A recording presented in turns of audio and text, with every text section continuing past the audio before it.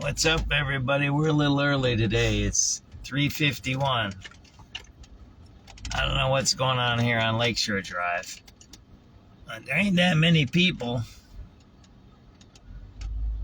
But you got some kind of a stalled car here or something. I guess they're moving him or something. The cops were right here, had their lights on, and I guess they're moving.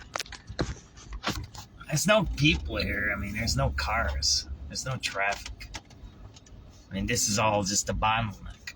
One thing happens where somebody gets pulled over or something, and that's the way it is.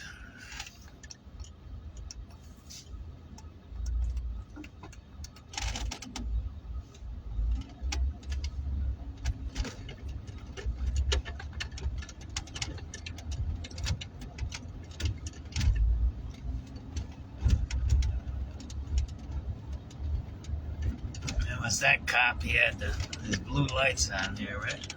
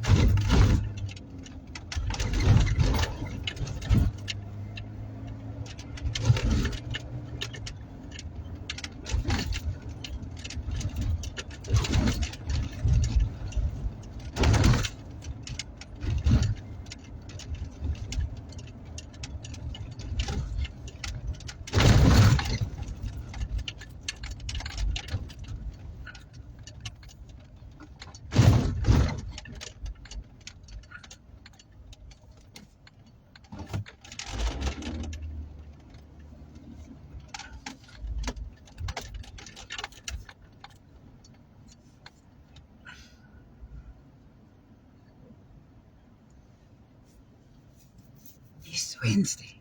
It's hump day. There you go, right? And it's nice out, right?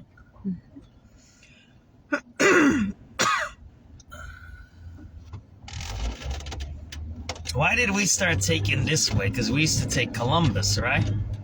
Because of the construction. Yeah, we used to go that way, remember? Straight. Over by Roosevelt. Don't you remember that?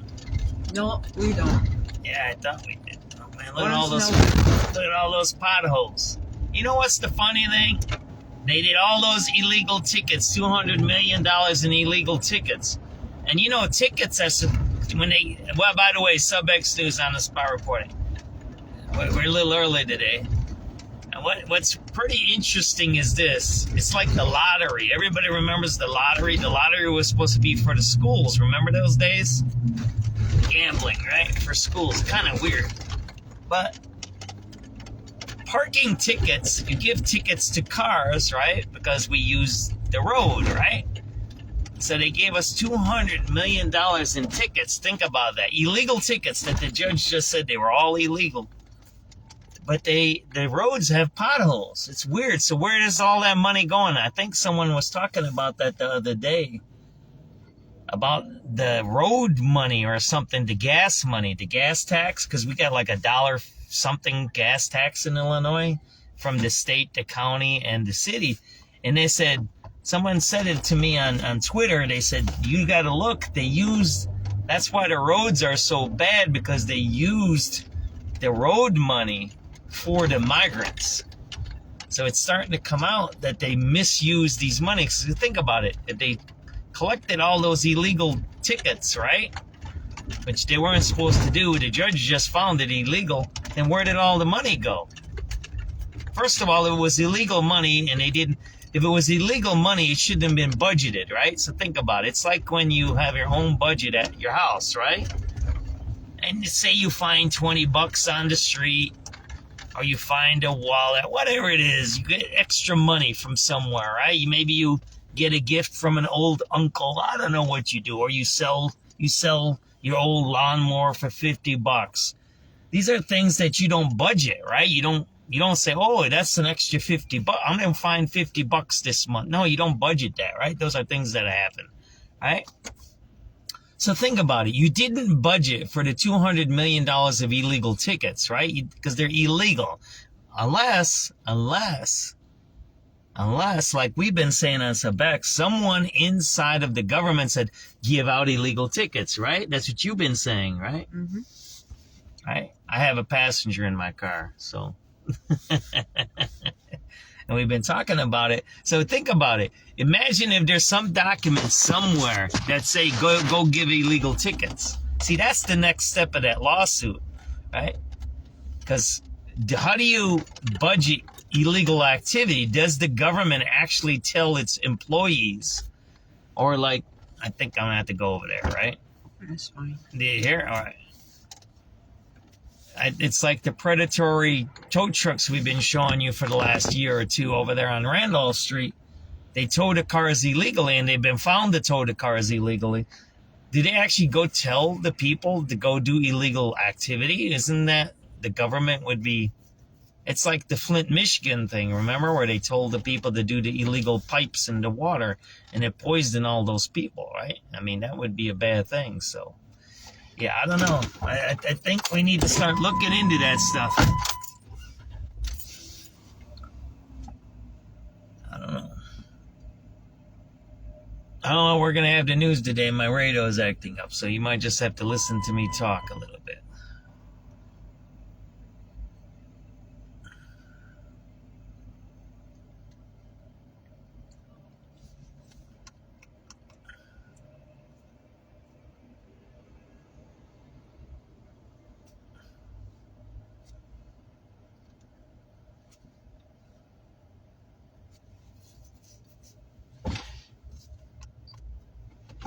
We might get lucky.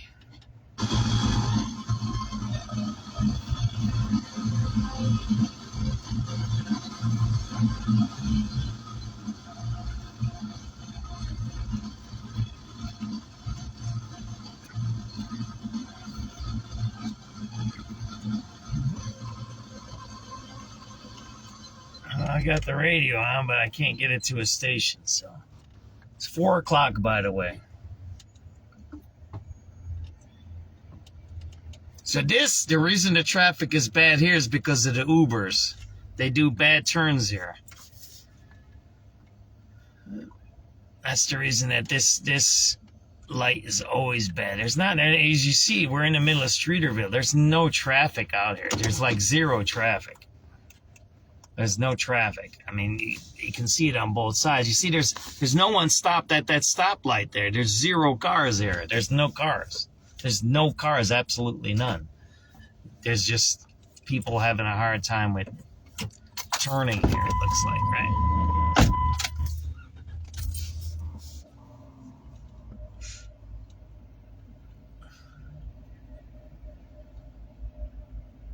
Hey, what's up, Ms. Edor? Oh, yeah, that costs a lot of money. Last time I had to go to emissions, it cost me $2,000 because I had to get whatever the emission thing. So my light was on. Yeah, that's a scam. People, that's the other scam. All of that is supposed to help the environment. It doesn't help the environment. Somebody did a study and they said all that money is just for businesses. It didn't really help nobody, right? Oh, we might get the news on. There we go. My radio's going. Hoo-hoo. Why they've been removed, and Congress, under the Transparency Act and the subpoena, have a right to see them. President Trump's nominee for Surgeon General faces tough questions from some senators. Physician turned wellness influencer and entrepreneur Casey Means tells Senator Bernie Sanders that she believes scientists should be open to studying whether there's a link between autism and vaccines. I, as a physician, am very What do you careful with think? my Yeah, words, right? and I don't think it's Autism and responsible to say that we're not vaccines? going to study when kids are getting many medications. I think it's important to just keep it on the table. Means says she believes vaccines save lives. A new study finds almost a third of American adolescents has type 2 diabetes or prediabetes. Researchers at the University of Illinois Chicago found boys right? are twice as likely as girls to Or develop diabetes, diet. especially those in minority groups. Waist to height ratio was the strongest predictor of diabetes, That's not John with body the neck, mass right? index, which many screenings rely on now. The study cites obesity rates, sedentary lifestyle, and unhealthy diets filled with sugary and ultra-processed foods. The researchers warn the adolescent diabetes rate is on track to quadruple in the next 4 decades. Michael Wallace, CBS News. Wow. Vice President J.D. Vance says the Quadruple. Trump administration is pausing some Medicaid funding in Minnesota because of fraud concerns. The This is pirates. CBS News. Looking for spring jewelry looks? Find them at Jewelry Television. Yeah, it cost me $2,000 for my emissions. Yeah, I guess J.D. Vance is going after the pirates, right? That was a wild speech last night. The longest speech in history. You know, the one thing I did get from the speech yesterday, and I wish no harm on the man. I never do on nobody. He looks like he's getting a little bit old. Didn't you notice that with Trump? Usually his hair is starting to get gray. Did you notice that? And he looks a little tired there, but he still did the 2 hours, which is interesting. But yeah, he looks a little old to me. Like he's getting tired of the job almost. But, all right, take it easy, okay? So we're going to get going in a second here. Thanks for tuning in, SubX.News. But that was a wild speech.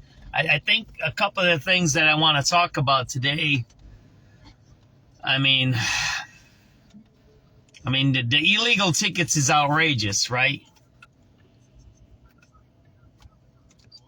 Collecting online signatures to send that message to Bears executives. He talked about the inspiration for the project on our sister station, 104.3 The Score. I heard the governor of Indiana telling us to be prepared for misery. He wanted to take the team away from Illinois and send it over to make it him and Hoosiers. No way. Quinn knows a thing or two about gathering public support. His past petition drives have sparked changes in Illinois law and created the Citizens Utility Board. And he insists there's still time for fans to be part of the process. The Bears owners should definitely not give up on Illinois Bears fans. We've posted a link on our website. Jeff Buckles, News Radio 105.9, WBDM. A win for a Chicago family, a jury win today over a botched Chicago police raid. The jury awards the family $5.74 million. The raid happened in 2018. Ebony Tate and her family filed a federal lawsuit against the city. The officers involved in the raid accusing police of breaking down their door and pointing guns at them. Investigators found officers, though, were in the wrong house and did not properly vet information from an informant. As a result, family members suffered serious post-traumatic stress, depression, and anxiety for years. The Indiana House has advanced legislation that would make it a crime to sleep in public. Get caught sleeping on public land, you could be locked up and fined up to 60 days, no more than $500. Republican Alex Zimmerman. If the misdemeanor is charged, we encourage our courts to enroll those folks who are charged in a diversion program to address their needs, provide them with services so that they can get out of the homelessness cycle if the person chooses to do so. This is Robin Shackelford, a Democrat. These laws create a vicious cycle of debt and incarceration. The fine is given, an individual has to appear in court, they miss court or they don't pay, and a warrant for their arrest is issued. They're picked up again. There's no shortage of critics then on they this get a one. place Mike in Krause, jail, right? News Radio 105.9 WBBM. Department of Justice cracking down on trade fraud, and some attorneys in Chicago will be playing a key role. The DOJ has tapped the United States Attorney's Office for the Northern District of Illinois, which is located in Chicago, to be a lead partner in prosecuting cases brought by its Trade Fraud Task Force. The task force is targeting individuals and businesses defrauding the United States by bringing goods into the country without paying lawful duties on the products. The DOJ is encouraging people with information about any trade fraud schemes to file a False Claims Act case with the U.S. Attorney's Office. Maya Martinez, News Radio 105.9 WBBM. Chicago police searching for the driver involved in a hit and run that left a teenager fighting for her life. It happened in the 3900 block of West 68th Street. Investigators say the teen was riding a motorized scooter in the road when they were hit by a black 2018 GMC Arcadia. The teen was taken to the hospital with critical injuries. Anyone with information on that vehicle should contact police. A new Trader Joe's coming to the Logan Square neighborhood. The grocery chain will take over a long vacant CVS building on Milwaukee Avenue, according to First Ward Alderman Daniel Espada, who posted a video on social media announcing the new store. A Trader Joe's spokesperson says that the company does plan to open a store at Logan Square in the next few years, but did not confirm a location or timeline. The store will have substantial parking, unlike several other Trader Joe's locations in Chicago. According to a marketing flyer, more than 130 parking spots will be available.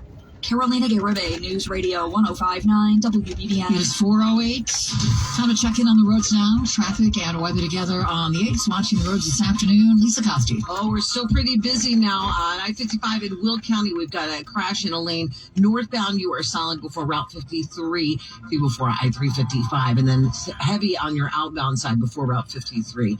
The Stevenson continues to be the big story of the afternoon as far as our roads go. Stop and go from the Ryan to Cicero as they continue to clean up that earlier semi-crash.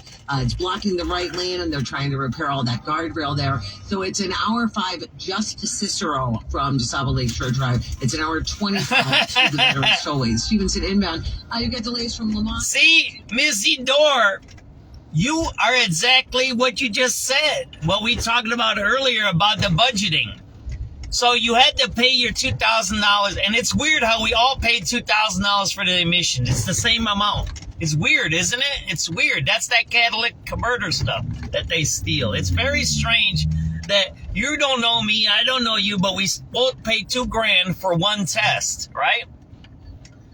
But the part of that is every normal human being budgeting, right? And whether it's money or food or anything else, you said, well, I had to pay for my emissions fixing, right?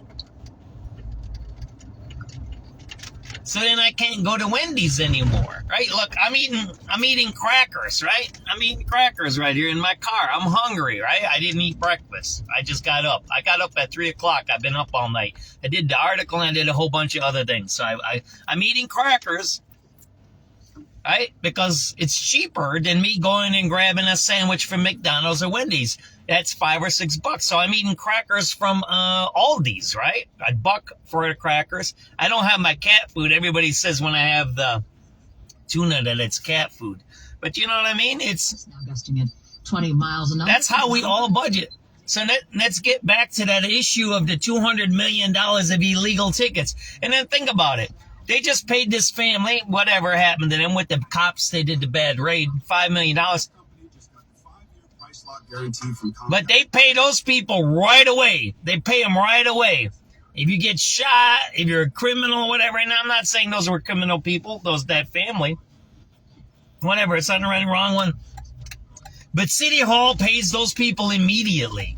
They pay those settlements immediately. Now, these $200 million ones, where they actually found to rip off regular residents, non-lawbreakers, they say, oh, we're going to go to court. We're not going to pay you. That's how it is. It's weird. It's like, stop that. You know what I mean? And I told you there's a book that I was reading many, many years ago. I mentioned this once in a while. But when I was doing my dissertation and I was at the University of Chicago, they got a great library, Regenstein Library. You need to go over there. It's a really big library. They have every document and every book that's ever been published in the world. It's there. That's like one of those libraries. It's like the one up here on by Chicago Avenue, right? The Newberry Library. You got to go to those libraries because they have the really old-fashioned books. Not these fake books about acculturalization and weird invented words, right? And I found this book and I can't figure out that case. I don't know. I'm going to find it. There you go. You got the cops laughing right there. See the cops laughing? See the cops laughing right there? There they are. See them laughing?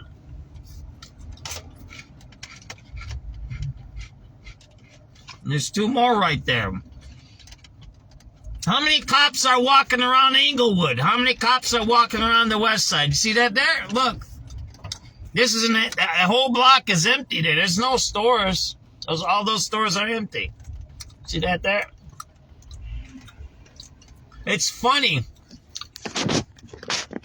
It's funny because when I was in the union, you know, everybody knows I work at the Chicago Teachers Union. I did a lot of that stuff. I was part of the 2012 strike. My job in 2012 strike was downtown. Downtown was my area. I was the strike captain. I had to organize all the people from downtown. And I did the strike line for downtown. When you seen those big protests downtown, that was my organizing. I did that, right? That was me. I had to be here every morning at 5 a.m. They even had me on the news. In international news, 2012, yeah. Now, my job was in downtown 125 Clark Street. And it was before it moved to Dearborn, the CPS headquarters. That was my station. So I kind of know how many businesses are open here downtown. I kind of know how, right? What's the flow of it? And when I see these cops here, I don't know what they're guarding. You kind of get what I'm trying to say here? Look at this guy. I don't know what he's doing with his blue lights here, right? What's he doing? It's the second time in the video that we've seen that, right? It's strange, right? Supersonic aircraft flying very fast, and now a particle of sand hits it. Under those conditions, the conventional rules that we live by, the rules of thumb, seem to be flipped on their heads. Information Shu says will be critical to engineers moving forward. Andy Day, News Radio 105.9 WBBM. Lake County, Indiana Sheriff's Office continues to look into a suspicious package that was delivered to the county's governmental center. Police officers, a K-9 unit, and court security have now deemed the package safe. However, it was initially marked as hazardous by the post office, and it was addressed to a Lake County judge. Investigators say the contents were not dangerous. It's 4:14, the AccuWeather 5-day forecast coming up. Chicago isn't just a city, it's a stage. From the latest theater premieres and music festivals to food that defines our neighborhoods and art. So going back to the budget. Brings you the stories that make Chicago one of a kind. Listen every day. News Radio 105. It's what I just said. If we don't have the money, we don't spend it. So how do you spend $200 million of illegal money? That's what someone, see, there's more cops right there. You see that there? And look, I get it. They're guarding, but what are they guarding here? Remember what they keep saying? What does Brandon Johnson keep saying? Crime is down. So why do you have patrol officers here on Michigan Avenue? That means he's a liar, right? So if you're a liar as the government, then you should be removed. And if the police are working for a lying politician, they should be removed too. I'm gonna be honest with you guys. A cop, just like, there you go. There's another 2. How many cops have we seen here? That's 6 already. And there's the boarded up plywood there. You see that there? So they're guarding boarded up plywood. So they say crime is down, the economy is great. And even Trump said that, which he needs to be careful with that. The way there's another store closed. See that? Oh, there's 2 more cops. So that's 8 cops we've seen so far. 8 cops in 4 blocks. See the 2 more cops? That store is closed, right? I believe it's not open. So we have cops guarding plywood. And then when you go to the west side, right?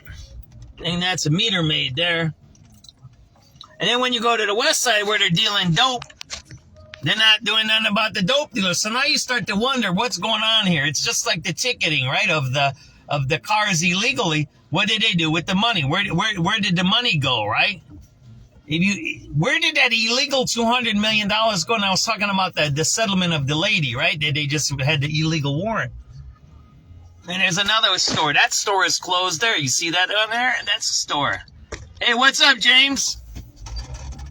But you see all the cops, they're guarding plywood down in there's another one. There's another one there. See that there? There's another one. That's another one. How many of these have we seen? Every block has 1 store closed, at least every block. So 2 things. There's another one over there. Here, look. There's another one there. There's two right there. That one's not occupied, and that's not occupied, right? That's occupied there. That one there. There's all these buses. Why do we have all these double-decker buses here running around, and they have no people in there? We're wasting money. See, that's the point I'm trying to say here. So we're spending money in our government that we don't have. Then they get illegal money from tickets, and somehow they spend the illegal money instead of putting it in the bank. You know, if I got illegal money, I might go to get steak and lobster, get rid of it or something like that. I don't know what I'm going to do with the illegal money. I don't have illegal money, but you kind of get where I'm going with that. It's like extra money. We were just talking about, we don't go to Wendy's. So if you got that extra 10, 20 bucks, you might go treat yourself. But these guys actually use the illegal money for structural stuff. And I was telling you about this book I found in the Regenstein Library.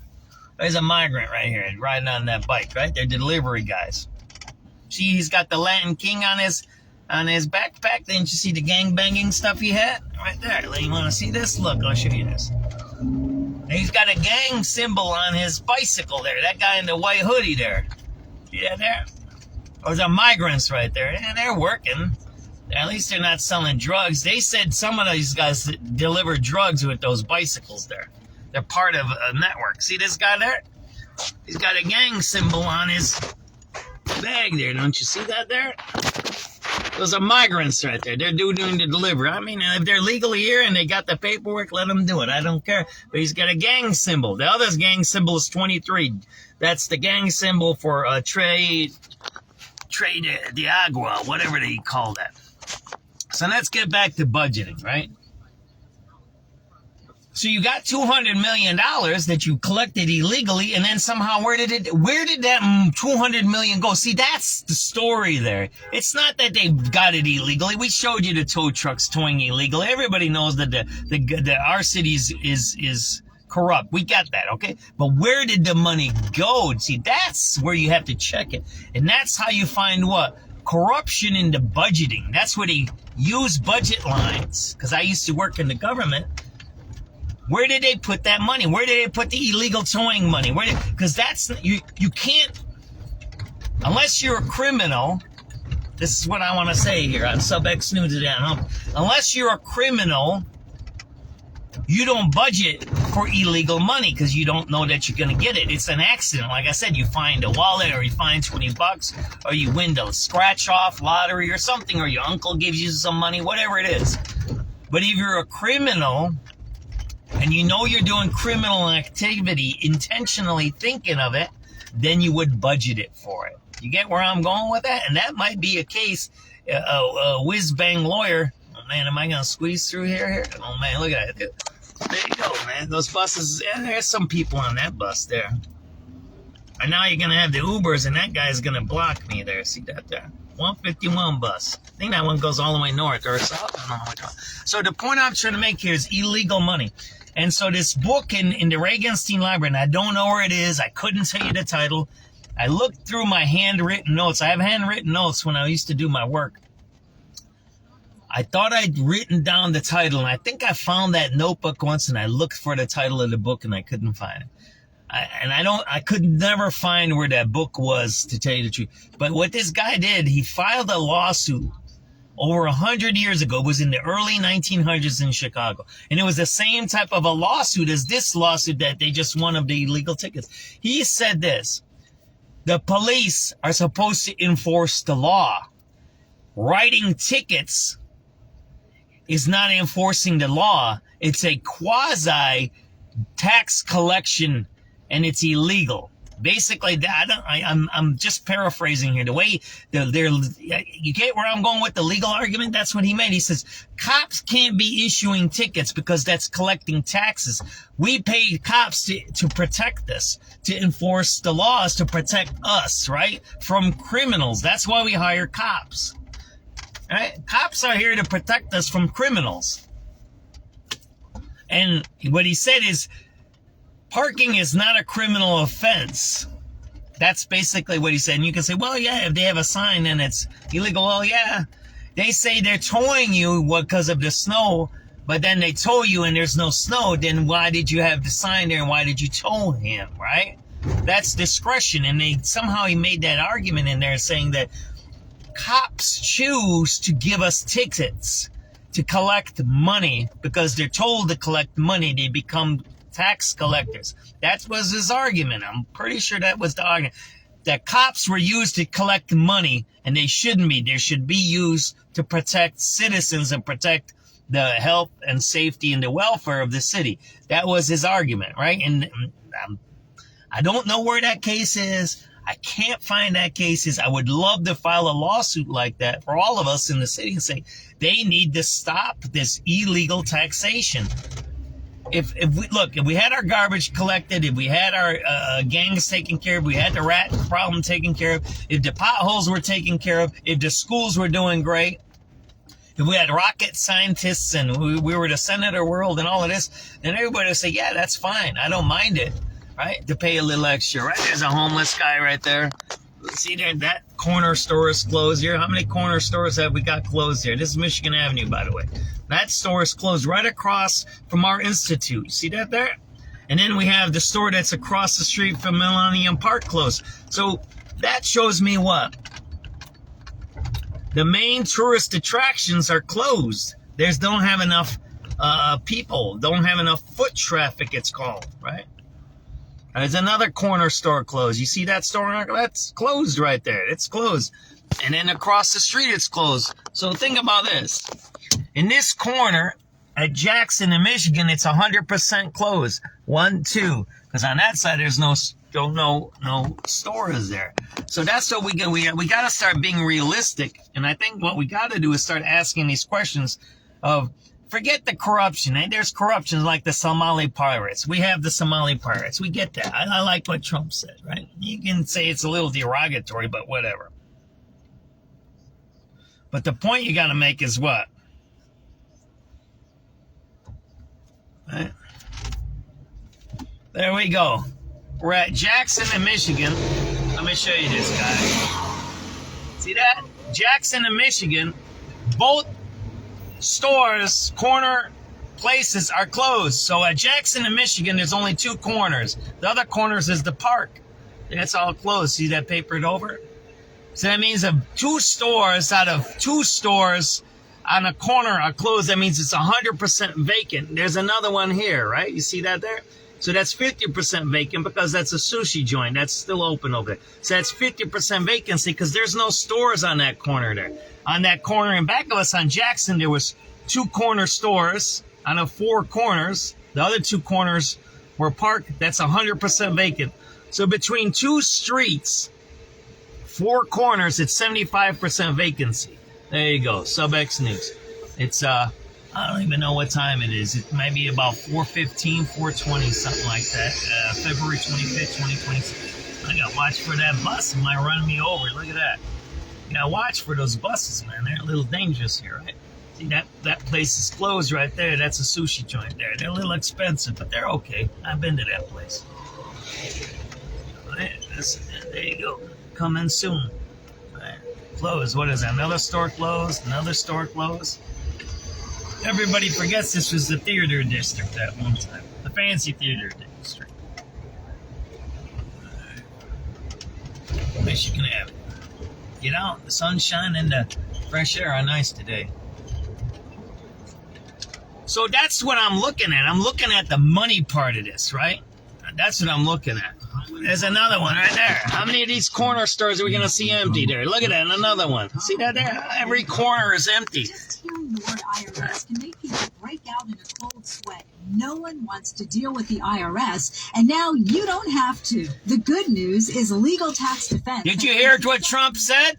He wants to make so much in tariffs that there's no income tax. And you know that happened. You know where he's learning this? That guy is like an old-fashioned dude.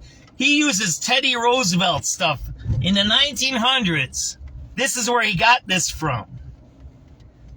When he first did these tariffs, I read about these. They used the same technique in the 1900s, before the big crash. You know, we had a crash in the 1900s, the early crash. Then we had the 30s crash. It's about the wars and all that, whatever. Wealth transfer. But they used those tariffs to a point where we didn't have a federal income tax. I might be right and I might be wrong. I might be misspeaking. But I thought I read that way. That they had so much of a surplus in our society is we were exporting. And that's one thing that we're having a lacking. And I read that the other day. Our exports are not bad. So what he wants to do, Trump, is redo that. That's why he's using all these old laws, because he's reading these things. He's got smart people with him. There's another corner store closed. You see that there? How many corner stores have we seen here? I don't even know. It's like every corner there's a store closed. See that? You can't have that. This is so here on this corner here, right? There's only 2 stores. There's no corner on that side. So there's only 2 stores here. So if there's 2 stores and one is closed, that's 50% vacancy. See, these people use statistics and they lie and they cheat and they say, oh, it's manipulation, it's blah, blah, blah. But that's facts, right? 2 corners, 1 is closed, that's 50% vacancy. It's easy, right? 100% vacancy rate here at Jackson and Michigan Avenue. Both corner stores are closed, so that means it's 100% vacant. 4:20 p.m. February 25th, 2026.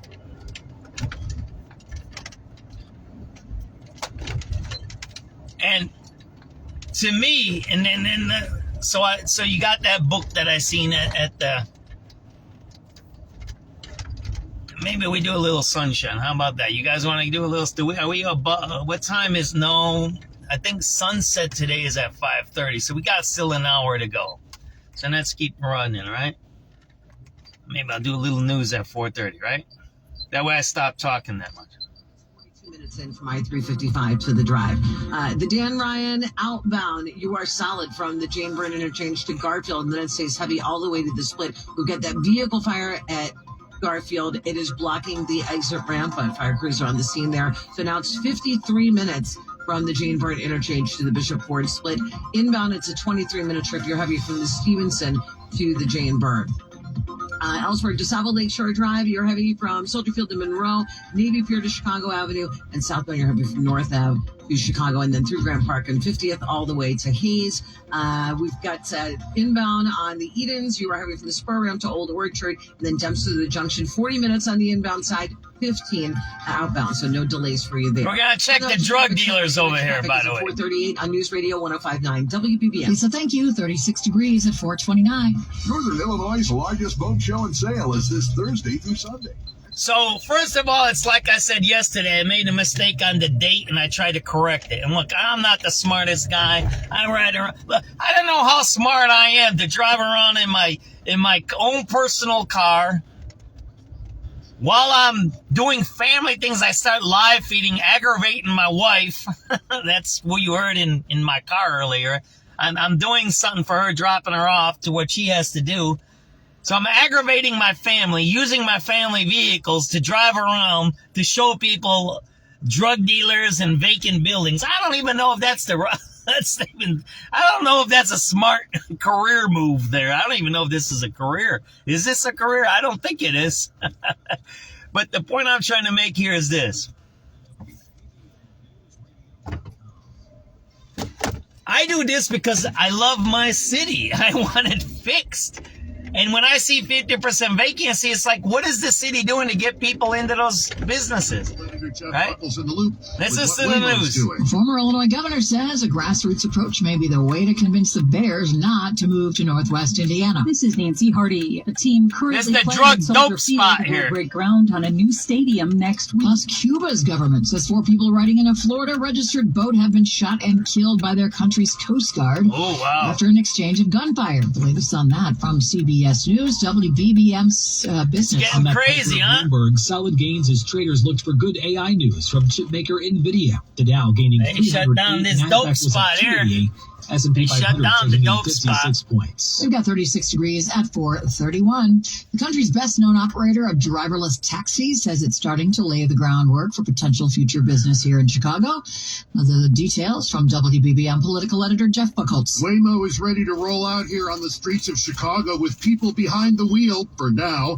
Mayor Brandon Johnson's office confirms the autonomous vehicle operator owned by Google's parent company will be out mapping streets and checking out driving conditions. Waymo already operates in and around 6 U.S. cities, and Chicago State House Democrat Cam Buckner's proposed a 3-year pilot for driverless taxis in Chicago and 2 other areas of the state. He talked to us about it 3 weeks ago. This is really allowing these folks to do a test run to see if this makes sense for Illinois. There's no word on when you might be able to hail a driverless cab in Chicago. We're in the loop. Jeff Buckles, News Radio 105.9, WBBM. Westside Baptist Church receives a big grant from the National Trust to help fix it up.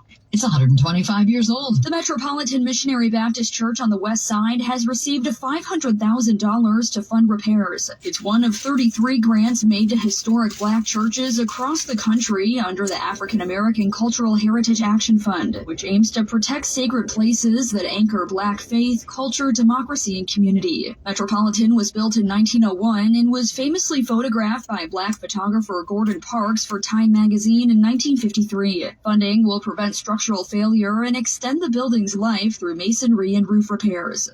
Carolina Garibay, News Radio 105.9 WBBM. Well, while the Bears continue to talk about moving out of downtown, the Chicago Fire will play their home opener at Soldier Field this weekend. And then a few days later, the soccer team will break ground on their new home. The ceremonial groundbreaking at the 78 in the South Loop will be Tuesday afternoon. While the Bears continue to entertain relocation spots, the Fire are ready to move ahead with construction of a You want me to show you where that stadium at the cost of $750 million that will be privately funded by owner Joe Mansueto. An open air. That's right here, the 78. That's Tony Resco.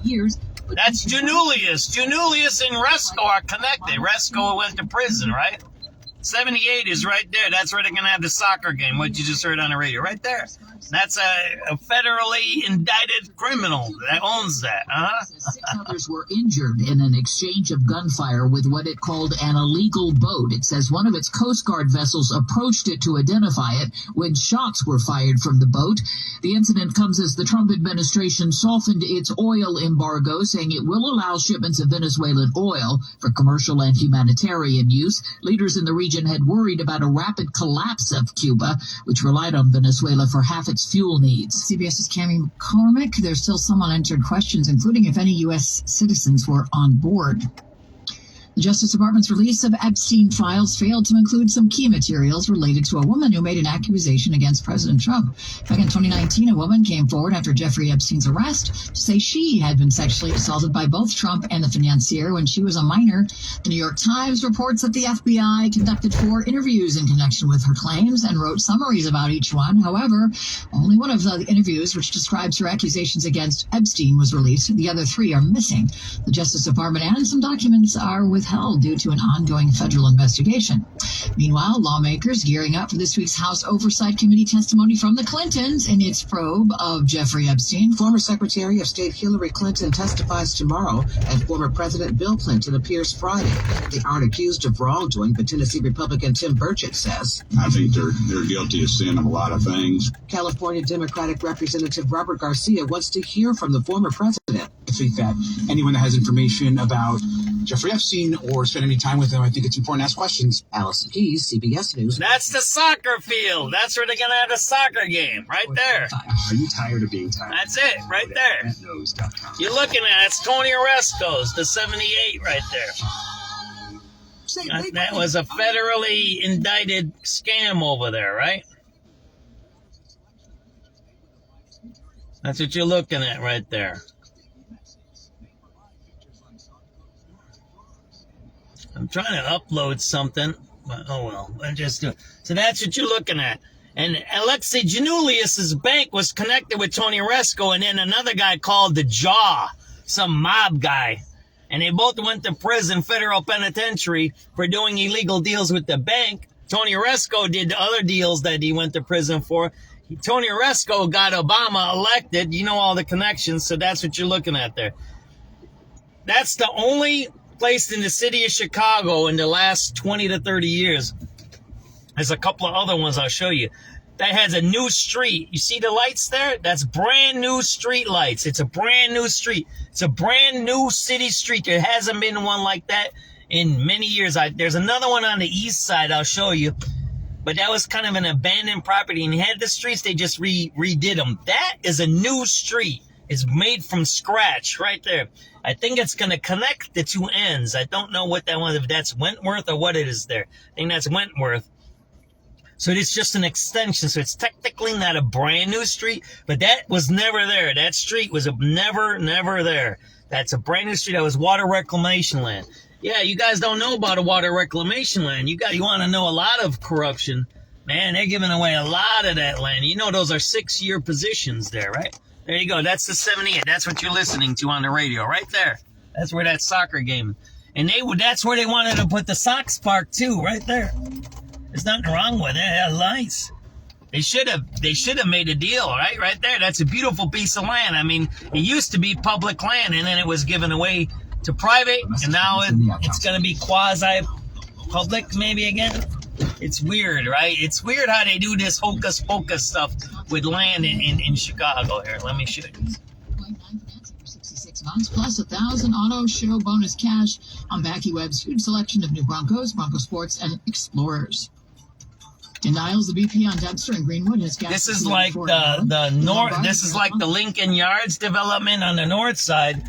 They ran out of money. Right, there you go. Right. I don't have my extra key to lock my car, and I don't want to turn off my radio. It's found so heavy from Lee Street to the Tri-State, but there you go. Right, that's what it is. And we move to the right shoulder, westbound on the Jane Adams or so from Route 53 to Roselle Road. So that's the background of this. This was public land at one time, and I believe that's what they did. They illegally transferred it. But I don't think Tony Oresco went to prison for this land. He went to prison for money stuff, right? They didn't pay the bills their proper way. All right. It's what time? It's 4:38, right? We got a long way to go. Don't forget your clocks go forward March 8th, I believe.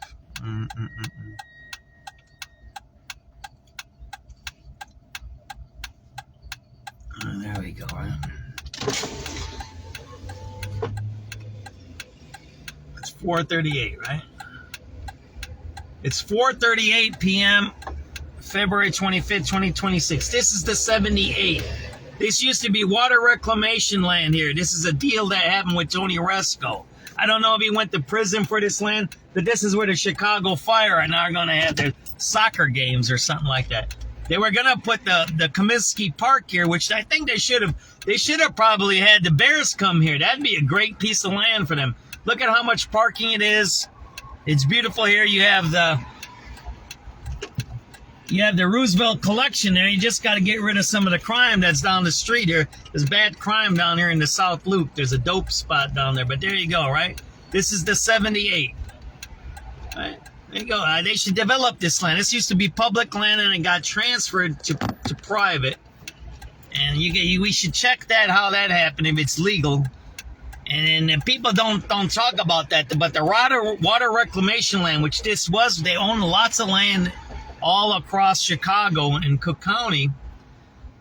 They have 6-year terms, and they're one of the biggest landowners that are in the area, especially along the river and the waters. And that's the most expensive land now in the city. And it's being given away for pennies on the dollar, if not half a penny on the dollar. But there you go. That's the 78. That's where they're going to play some soccer games. It's a big piece of land. Maybe they should put the Bears there. Maybe. We should think about things like that and keep that money in our city, right? And they got the train station there and everything. You see that there? It's a nice spot. Alrighty, let's keep moving there, right? But that's where the soccer game is going to happen, that she just mentioned on the radio, right? And Roma Tumulty, I don't know if you heard, she's a GN reporter. I know her. I met her on a few stories. I think she got laid off. She was part of the layoffs. I didn't get the layoff list. I got to check. I just put that story quick. It was a quick hit. But WGN laid off 8 or 9 reporters, I believe. So, yeah, I think Brona lost her job. I liked her. I met her on a few crime scenes. So, and look, I know what it is to be laid off. I know what it is to lose my job. It's not a fun thing. The last job loss I had before doing all this SubX stuff was I was working at the union. They fired me in the middle of Christmas, and I'm like, man, you gonna keep my insurance? They didn't even keep my insurance. That was December 21st. They fired me, and I said, are you gonna at least ride my insurance for a month or two? And that was during the Omicron. We had the Omicron, whatever that was, the surge in COVID. I said, and they said, no insurance. They locked me out. And if you've never been fired in the new age, that you haven't experienced it yet. It's funny. There was a commercial on somebody getting fired. And they lock your email, they lock your the key card, because you use key cards now, right? You don't use whatever keys. So they lock your key card, they lock your email, and they say you don't have to come to work anymore. That's how you get fired now. It's kind of fucking. Oh, sorry about my swearing. I didn't mean to swear there, but it's kind of funny. Okay, so I'm gonna show you the other side of that street there. Okay, there. So let's hear the news. Sequel has notched just about every other one of the year's box office records, including Hollywood's biggest earner internationally and worldwide. The 78, Born from Corruption. The 8th biggest movie in 4:40 p.m. 4:42. They begin in the morning. February 25th, 2026. Lawmakers in Springfield were supposed to meet this morning, but that meeting has now been canceled. They unfold through the afternoon. J.B. Pritzker is disappointed the team's focus at a new stadium is on the other side of the state line in Indiana. And by dinner, they're the stories everyone's talking about. Before it's "Did you see this?" or "Wow, what happened?" It's news first, objective, balanced, reporting you can trust. The stories everyone talks about start here. Be in the know. Be with News Radio 105.9 WBBM. Hey there, Chicagoland. I'm Jeff from Jeff Buys Your House. If selling your house has even crossed your mind lately, here's what you need to know. You have options, and it doesn't have to be complicated. For nearly 20 years, our local, veteran-led team has helped Chicagoland homeowners sell their houses the simple way. No repairs needed, no clean-out required. I'll show you the no street. showings and no open houses. Here's how simple it is. First, give us a call. I got video here going back 10 years, 15 years back here. It's by Ping Tom Park. If you've never been down here, you need to come there. They have actually a water taxi. You can park here if you find parking. Usually you won't, because of Chinatown. It's right here. I'll show you that after this. It's really beautiful here. You can take a water taxi from here all the way to, it doesn't go to Navy Pier because it doesn't go through the locks. It stops by the Wendella Boat Tours. I think you can get all the way to Michigan Avenue for $10. Think about this. For $10, you can travel from here to there. So if you come on the red line, if you want to ride the red line, you come here on the red line, Cermak, you get off there, you come over here, and I'll show you where it's at. You can take a water taxi. This is the newest street. I think this is Wentworth. I don't know. I'm not sure, right? This is the newest street. And I got videos and pictures. I don't even know where they're at. This is from years ago. See, they're already doing the parking meters here. So this never was a parking meter area. So why would you do parking meters here? This has nothing to do. I'm going to wait till they do parking meters on this street. And I said, this is a brand new street. They never had This was all vacant. I got pictures of me up on this hill here doing off-roading, right? This, you see that tunnel? It's a brand new tunnel that didn't go through. This was abandoned railroad land.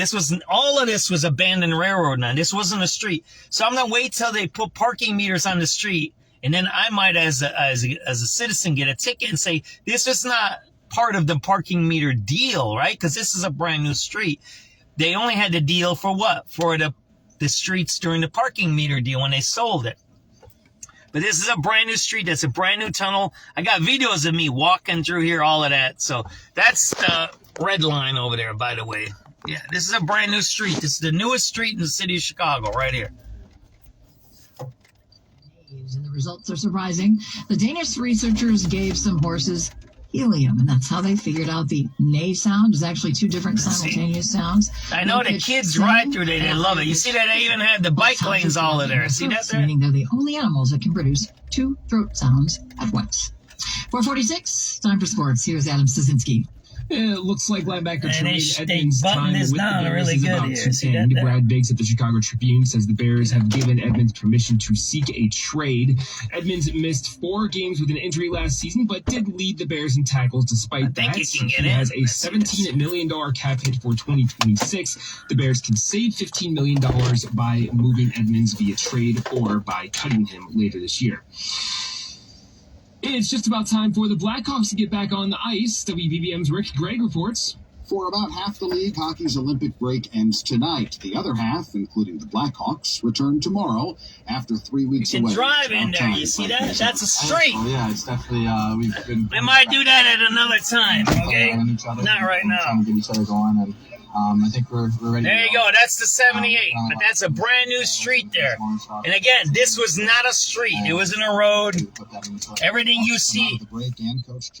There was no road here. That all this is brand new here, right? So it'd be interesting if they put parking meters here, and if there you go. That's the red line. You see that there? I don't know if you never been down here, so.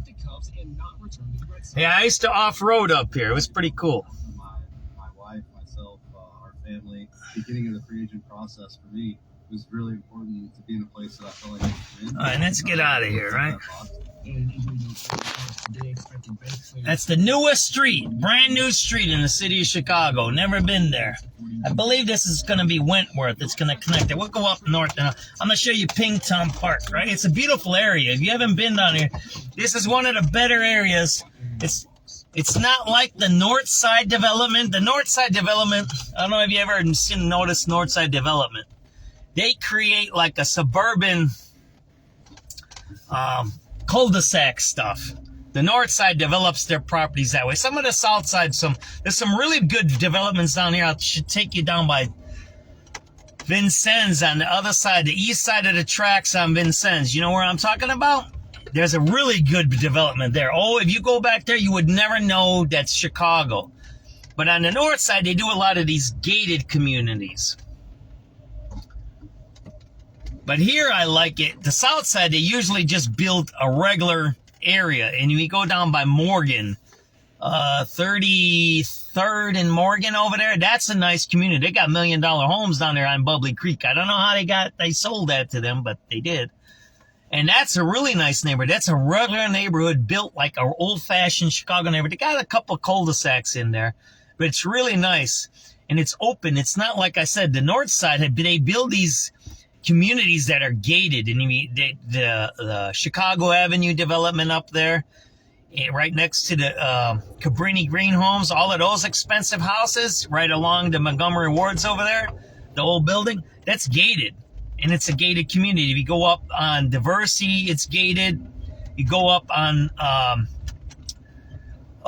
across the river, across from Lathrop Homes, that's a gated community, and that's already 10, 15 years old up there.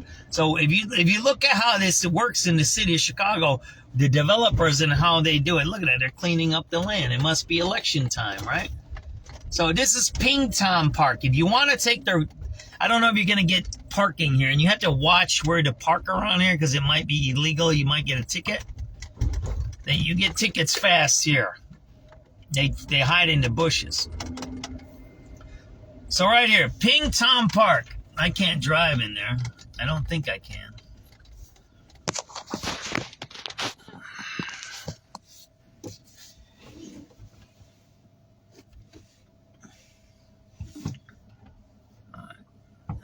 We'll go in here and we'll back out real quick. I'll just say I'm doing a radio broadcast, right?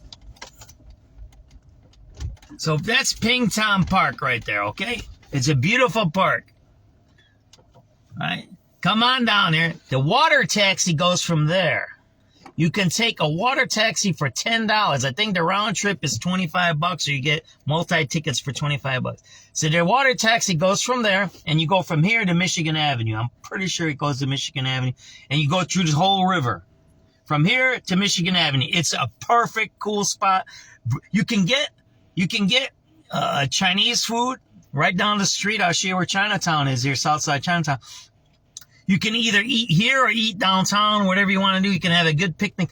And across across the river here, there's actually a canoe place. REI used to run a canoe rental place over here. So you can actually take a canoe, right? Or out from here.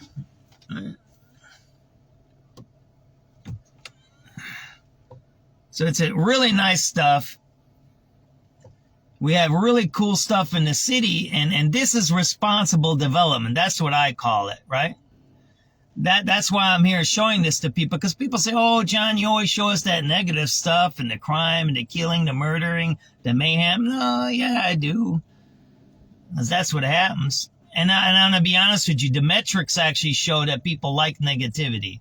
If I'll put up a cute kitten picture versus a murder scene, you know what gets more views?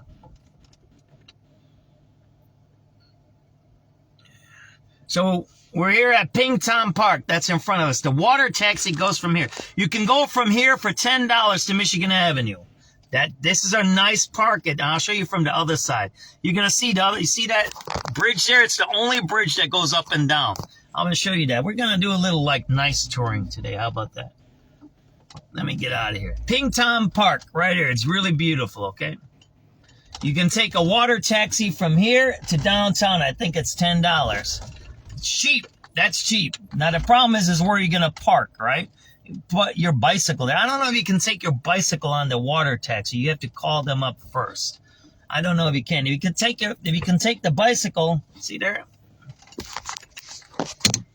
I don't know what he was famous for. Ping Tom Memorial Park, dedicated in 1999. See that there? There you go. See that? Welcome to Chinatown. See that? It's nice down here, right? Inspired by the traditional Chinese, right? Ping Tom Memorial Advisory Council would like to acknowledge the following contributor, right? It's really beautiful here. Again, you can get to downtown Chicago from here. There's a water taxi. I don't know how often it is. You got to punch in. It's got the yellow. They're marked with yellow. They're the yellow boats, right? I don't know if it's run by a city or if it's run by a private company. But this is one of the better things that the city's done. And I think this happened through the Asian community here, right? It's really nice here. It's a really beautiful park. I'm going to show you the other side of this park, by the way. I got videos of all in here. This is when I used to have my other Facebook channel. I got videos when that was being built. I used to drive back there with my off-road vehicle. Remember I just showed you by the other place, by the 78? I got all of those videos somewhere. I don't know where they're at. I used to live feed all the time. This is nothing new that I do now. So again, I marked the history, right? When people are driving on that street over there, they're going to say, oh, this is always a street. And I can show them it wasn't. And then if they ticket us on that street, that's the point I'm trying to make here, then we know that they're doing something illegal. This is all Asian people live back here. See, this is nice. This is a little bit of a gated community. I don't know. They like the townhome style, I guess, living. I don't know. In my neighborhood, there's a lot of Asians. They have some of these types of townhomes. See, there's a brand new development right there. Right on the river. All right, there's the train tracks. That's a new development there, right?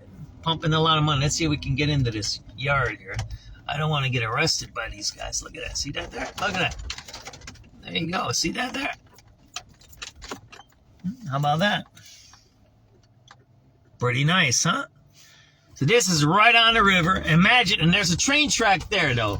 There's two train tracks. That's the L train there. That's the orange line.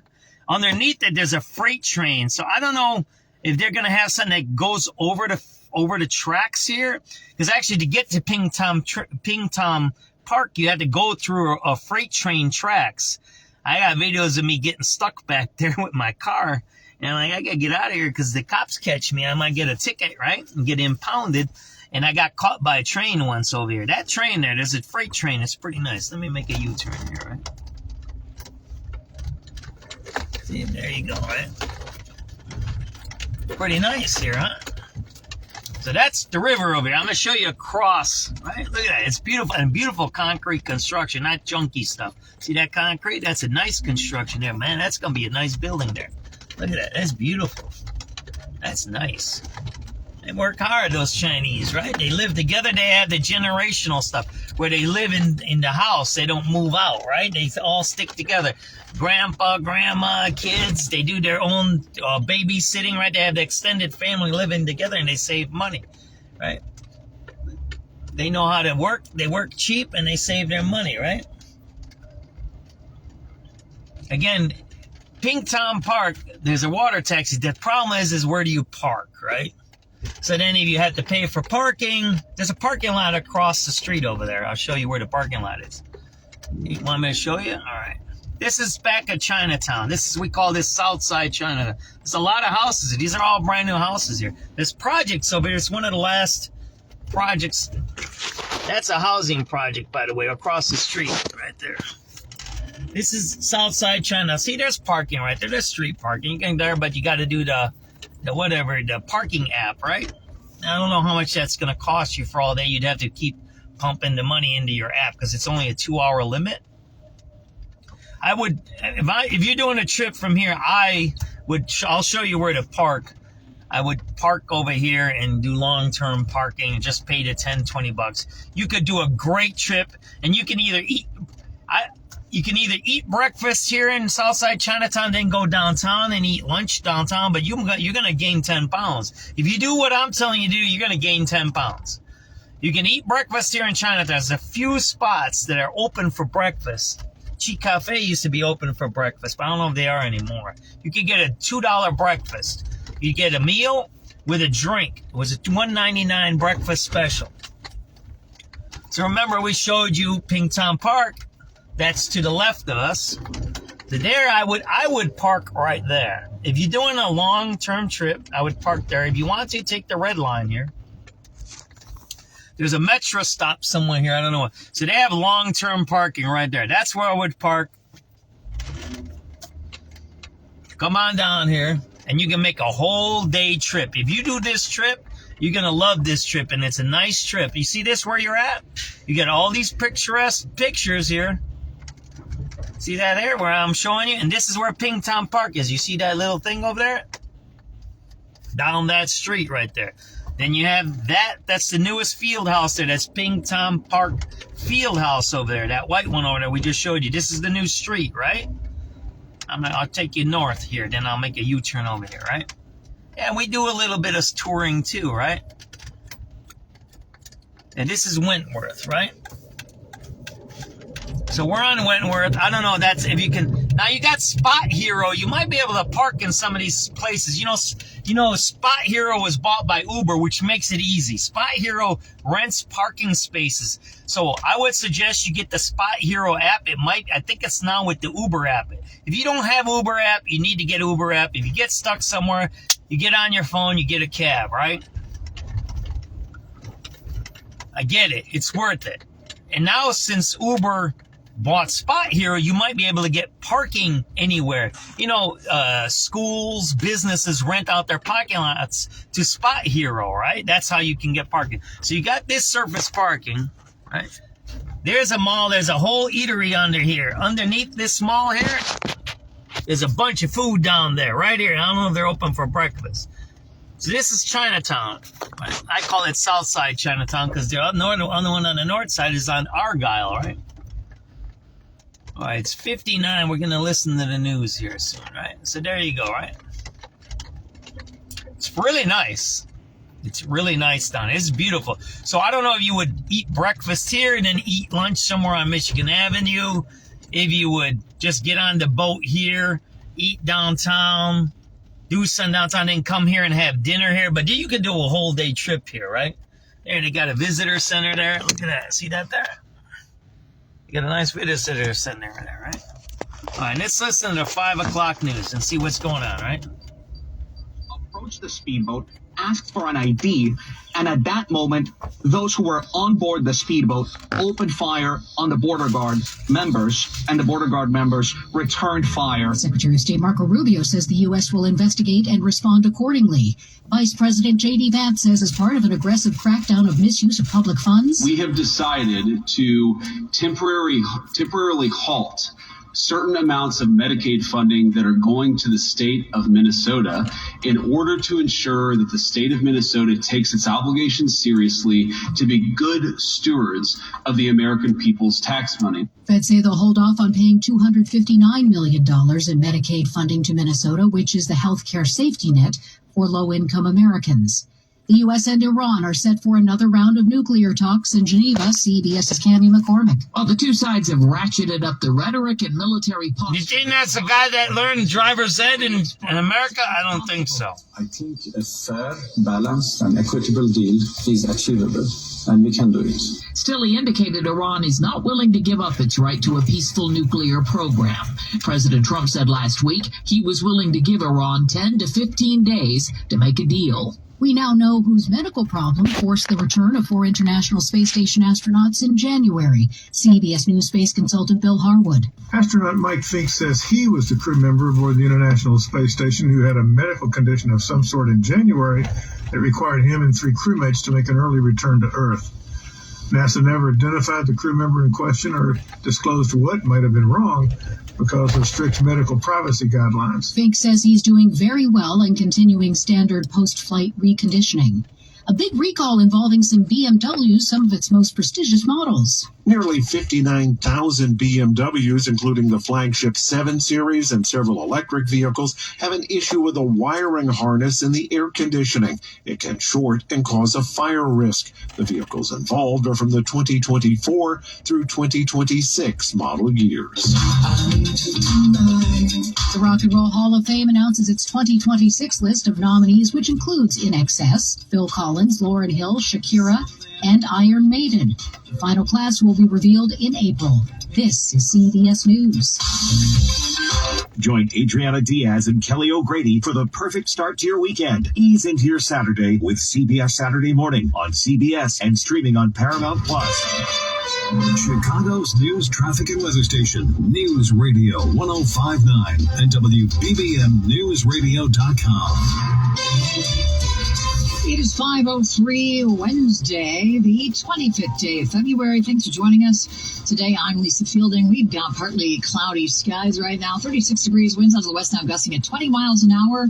Kind of seasonable tomorrow, but warmer Friday, but it's not going to last. The AccuWeather 5-day forecast coming up at 5:15. But first, former Illinois Governor Pat Quinn stepping up, talking about the Bears today. He says his latest online petition drive designed to give Chicago Bears fans a voice of their own in this debate over whether the team should build its next stadium in Illinois or Indiana. Quinn today launched Bear Down for Illinois, which will collect signatures from people who says the team should reject overtures to move across the border.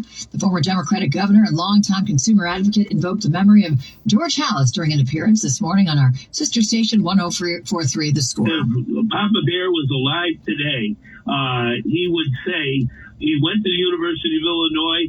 This team belongs in Illinois, and that's what BearDownForIllinois.com is all about. Lawmakers in Illinois and Indiana are weighing proposals designed to appeal to Bears execs. We posted a link to the petition drive at WBBMNewsRadio.com. Also in Indiana, sleeping in public is one step closer to becoming a crime there. The House passed legislation sponsored by Republican Alex Zimmerman that would make street camping a misdemeanor, punishable by up to 60 days in jail and a maximum fine of $500. We tried to be compassionate with this. This bill is not going to solve homelessness. This bill is giving a tool in the toolbox for local units of government. This is Democrat Blake Johnson. I completely agree that encampments are complicated. I agree that our public spaces matter. And I agree that our cities and towns need tools.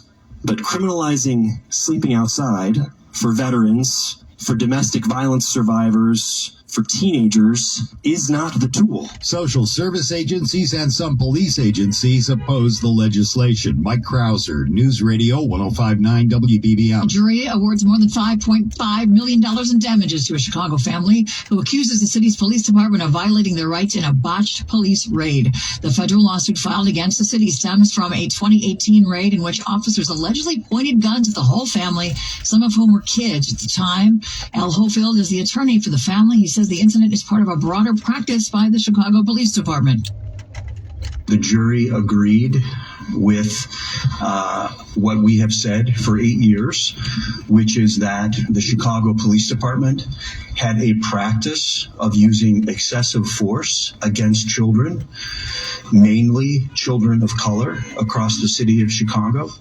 Attorneys representing the officers have denied any misconduct, saying no guns were pointed in the raid. The incident happened before CPT officers were required to wear body cams.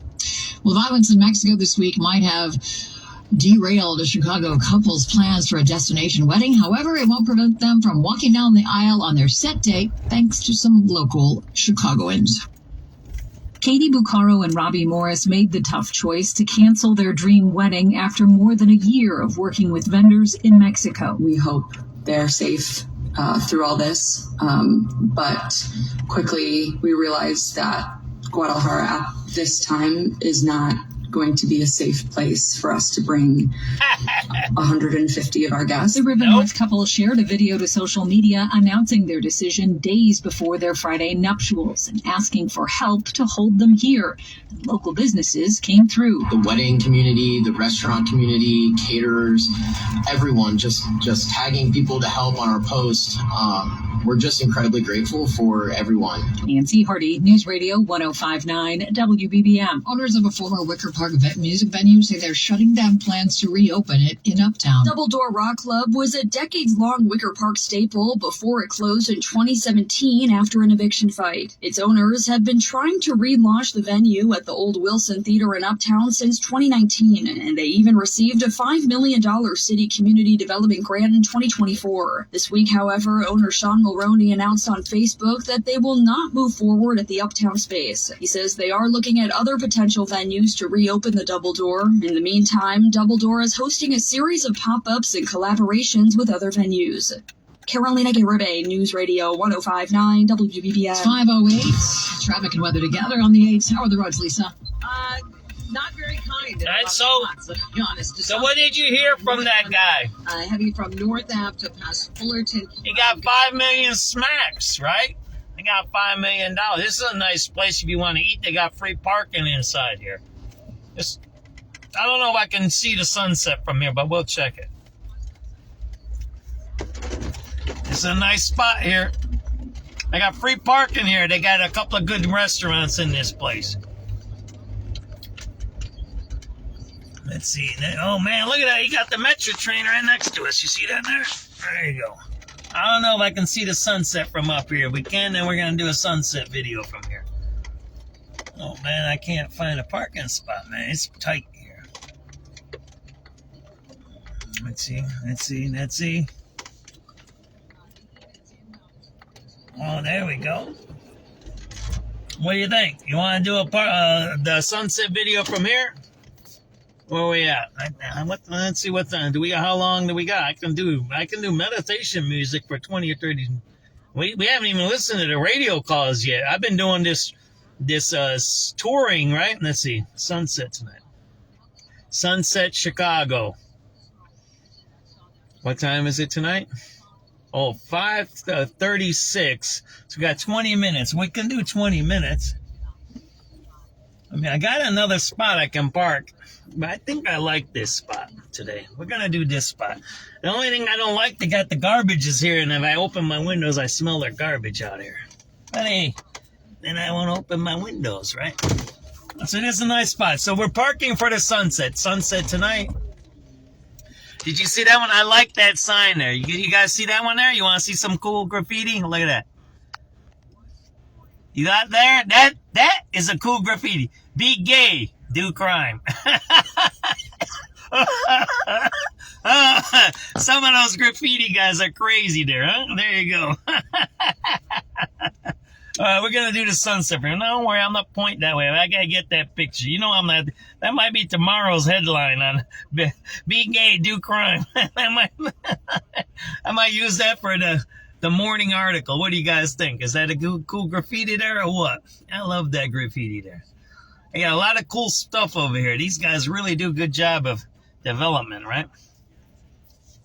72217 hair, or for the incredible before and afters, Visit advancedhair.com. That's advancedhair.com. It's 5/11. The U.S. Attorney's Office in Chicago will play a key role in tackling trade fraud. The Department of Justice selected the office to be a lead partner in the prosecution of importers, purchasers, and other parties who seek to defraud the United States by smuggling goods into the country without paying lawful duties on the products. The DOJ is encouraging anyone with information about trade fraud schemes to file a False Claims Act case with the U.S. Attorney's Office. Other agencies on the Trade Fraud Task Force include the Department of Homeland Security and the Environmental Protection Agency. Mai Martinez, News Radio 105.9 WBBM. The DeKalb man faces multiple charges related to the murder of his 5-month-old son.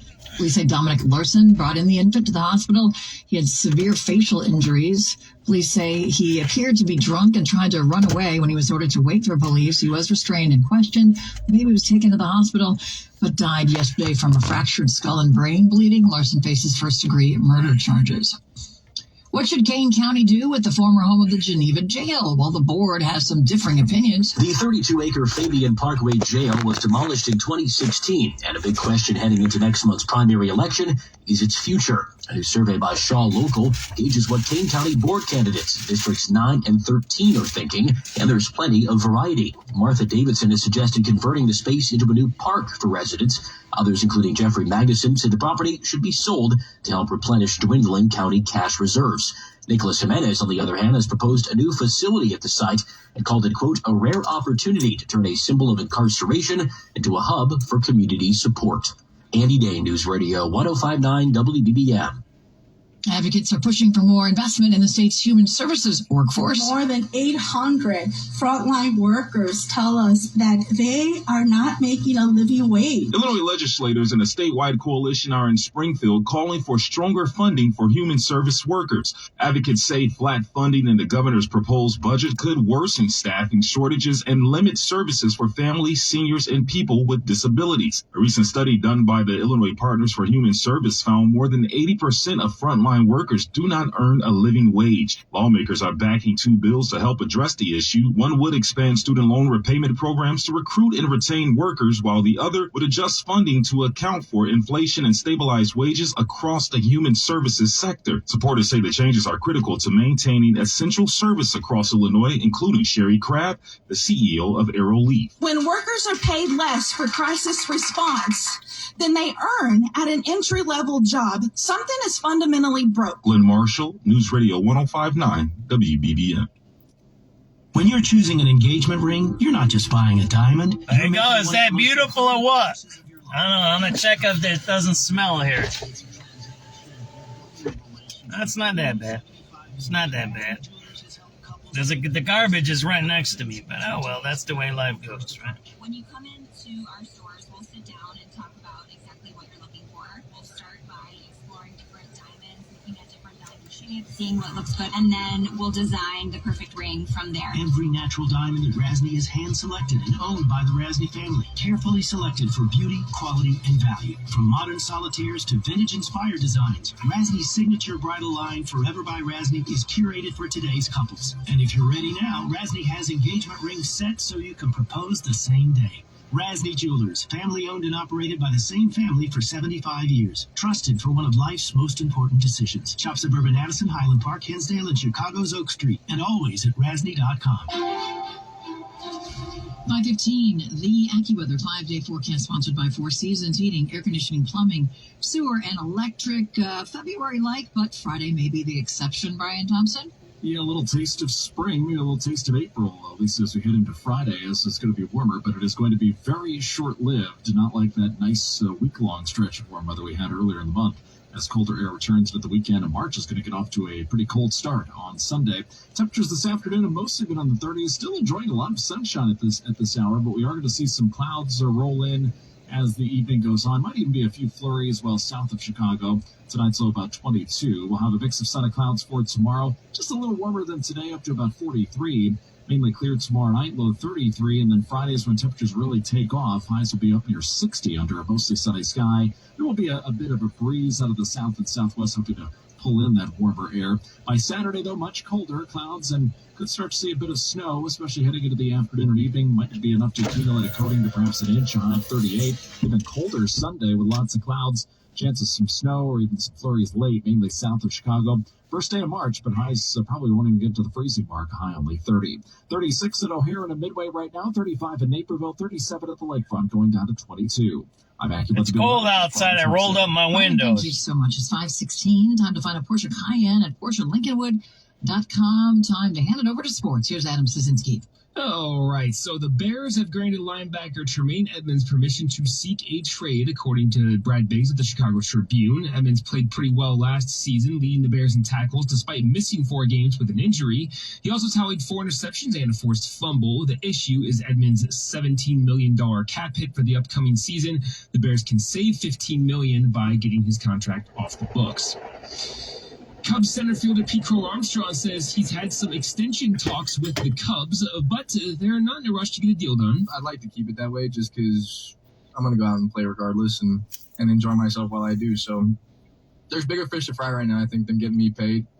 It's PCA on the Foul Territory podcast. In an injury note for the Cubs today, Tyler Austin's expected to miss months after having a procedure done on his knee. That's according to manager Craig Counsell.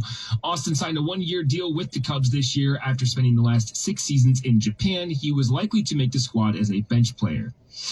And it seems like everyone has an opinion on what the Bears should do about the new stadium. WBBM's Rick Gregg explains. And GM Ryan Poles hears from all of them. Text, random calls of people I don't know how they have my number, to being in Grand Cayman and bumping up in the pool and start telling me about where they want the stadium. So, yeah, I got a lot of faith in Kevin and George to get that done and do what's best for the organization, our fan base. Polls at the scouting combine in Indianapolis, half a mile away from where that state's legislature is systematically passing bills designed to clear the way for a new building in Hammond, should the McCaskies decide to go there.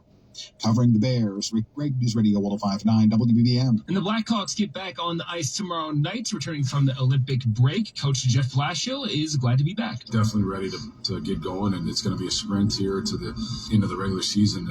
Everybody's got lots of games. It'll be fun to get going again. It's been a long stretch here, so we're definitely ready to get going again. Hawks are 10 points out of a playoff spot with 25 games to go. Sports at 16 and 46. I'm 104.3 The Score's Adam Szynski on News Radio 105.9 WBBM. Adam, thank you. 5:18 now. Traffic sponsored by Grand Appliance. Here's Lisa. More headaches on the Stevenson outbound, heavy from First to Route 83 with a crash there in the left lane. It's now 57 minutes to get to the Tri-State, an hour 20 to I-355. We've got gable delays on your inbound side, so you're heavy from Lamont to Route 83 and then the Tri-State to Central.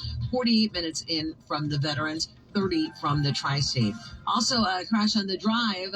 Northbound, you're heavy from North Ave to past Fullerton. That in a lane there. Southbound on the drive, you're heavy from Michigan Ave to Chicago and then through Grand Park. Also slowdowns 50th down to Hayes. The Edens, 43 minutes now inbound. You're heavy from Tower Road all the way to the junction. Outbound, just slow to Foster at 17 minutes. The Kennedy inbound, you're heavy from the River Road Toll Plaza, creeping along up to Ogden. 53 minutes in from O'Hare. It's 44 on your outbound side. The Eisenhower is now an hour 8. You're heavy from Higgins at 355, and then York to Harlem, Sacramento to the Jane Byrne. An hour 8 in from the Jane Addams, 38 from Manheim. Outbound, it's 48 minutes to Manheim, an hour 10 to the Jane Addams. I-55 in Will County, delays between Route 53 and I-355 in both directions. The Dan right now, 25-minute inbound trip for you. It's 42 on your outbound side. I-57 looking okay for you. No big problems on the Bishop Ford. The Tri-State, though, heavy from the Cermak Toll Plaza to the Eisenhower South and heavy Balmoral to Ogden and I-8 past Halston. Traffic sponsored by Grand Appliance. President's Day savings end today at Grand Appliance. Don't miss out on unbeatable deals at a large capacity 32 cubic foot French door refrigerator from Samsung. Just $15.99. Visit GrandAppliance.com or your local Grand Appliance showroom for details. Next traffic at 528 on News Radio 105.9 WBBM. Tonight, clouds, maybe a few flurries, a low of 22. Sunny clouds tomorrow with a high of 43. And noticeably warmer on Friday with a high near 60. But unfortunately, that's not going to last. Temperatures back in the 30s for Saturday and Sunday. 36 now in O'Hare, 33 Waukegan, 37 Lakefront. It is 520. Top story this hour, former Illinois governor rallying Bears fans to tell the team they don't want them to move to Northwest Indiana. We're going to have that story talking to Pat Quinn coming up at 5:31. Trader Joe's has its sights on Logan Square as their next location. It will take over the long vacant CVS building on Milwaukee. Currently, the nearest Trader Joe's to Logan Square is the one at Clybourne and Division, but it's hard to get to since the Cortlandt Street Bridge is closed for rehabilitation. No word on when the new Trader Joe's will open, but it is expected to have more parking than other city locations. McHenry voters will have even more locations to cast their ballots ahead of the March primary. Starting on Monday, people registered to vote in the county will have 12 sites to vote at, regardless of where in McHenry County they live. Early voting will be available until 7 p.m. on March 16th, the night before the primary. Shampoos can come in a wide array of prices, so you may be wondering if the expensive ones are worth it. Shampoos and conditioners, they go from $1 to over $100, but how much do you need to spend to keep your hair clean and healthy? Dermatologists say some dollar store items can work just as well as pricier products.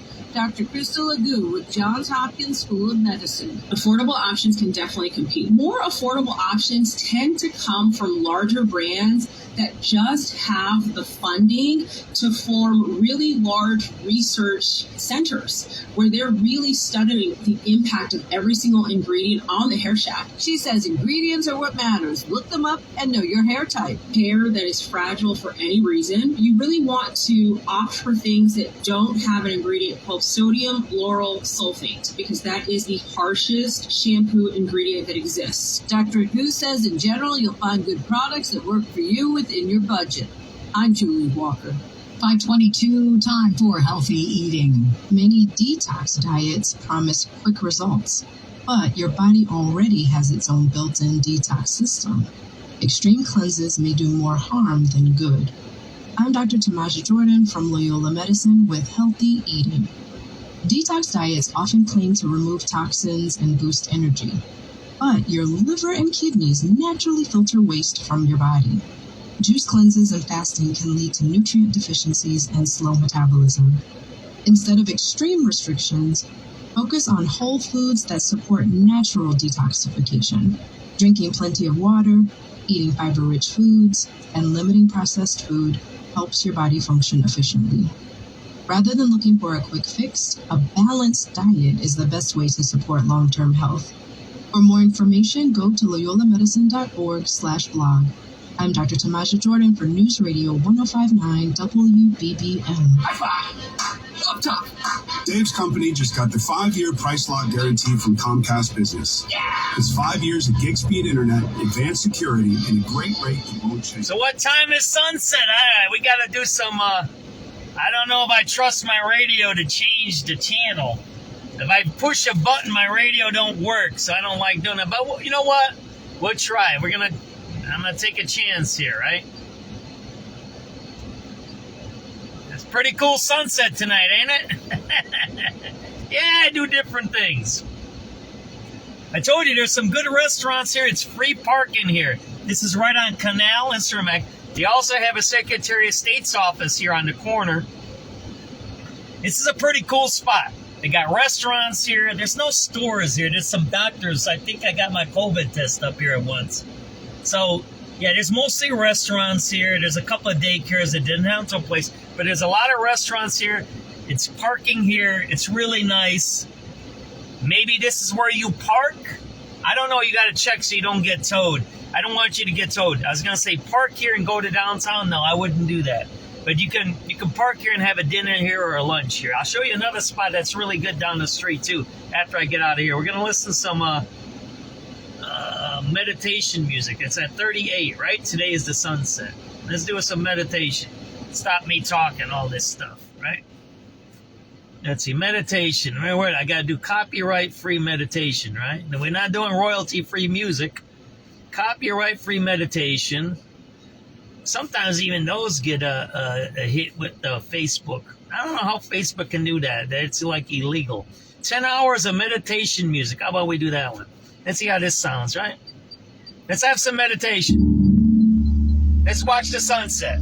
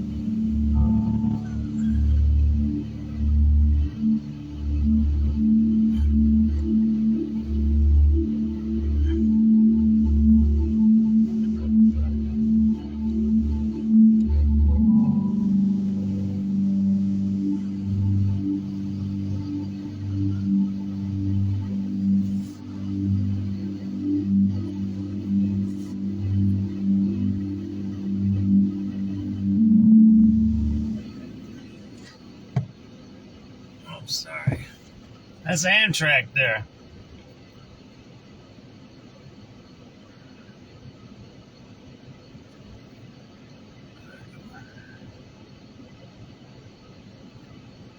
Watching the sunset down here on the south side of Chicago. That's an Amtrak train, by the way, there. I'm just experimenting with my YouTube Live.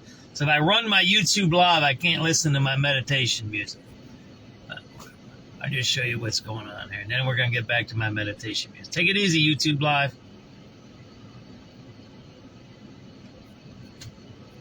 I just tried YouTube Live, so.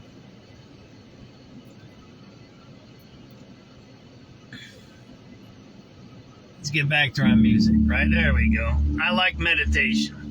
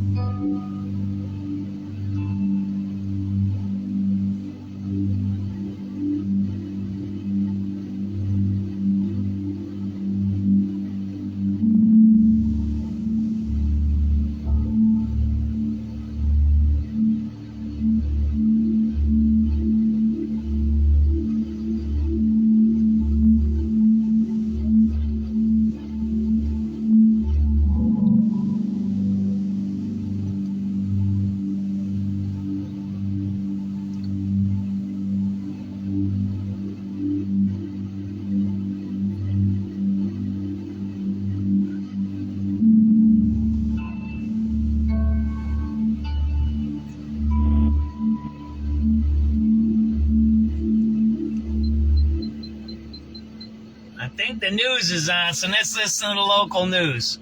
That's beautiful, isn't it? It's nice with the train. What's that here? There's the sunset's at 38, but we'll listen to the local news here. Oh, I hit the wrong button. Oh, that's bad. But I like listening to the half-hour news because it's the local stuff. Picks up the 125-year-old building. The Metropolitan Missionary Baptist Church on the west side has received $500,000 to fund repairs. It's one of 33 grants made to historic black churches across the country under the African American Cultural Heritage Action Fund, which aims to protect sacred places that anchor black faith, culture, democracy, and community. Metropolitan was built in 1901 and was famously photographed by black photographer Gordon Parks for Time magazine in 1953. Funding will prevent structural failure and extend the building's life through masonry and roof repairs.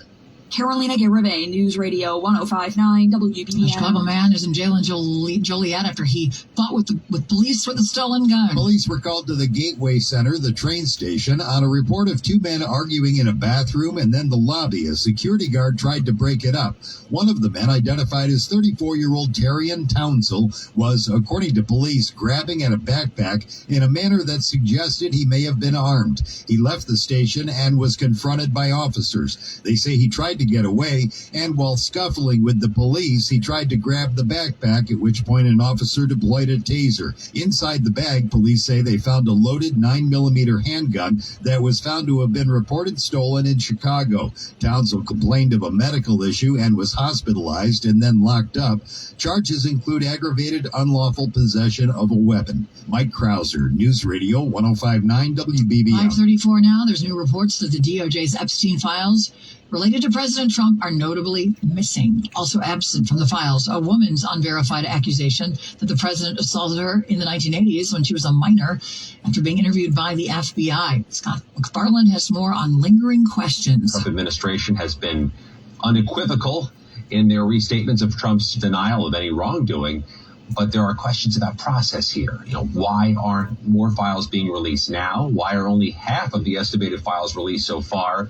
And why is the Department of Justice trying to close the door on further review? It comes as a prominent academic and political appointee as the latest person to resign from office after appearing hundreds of times in the newly released Epstein files. After a review of his ties to Epstein, Harvard University says its former president and Treasury Secretary Larry Summers will resign from teaching at the school. Summers has been on leave since November. He'll leave the university at the end of the school year. Summers served as Harvard's president for 5 years, starting in 2001.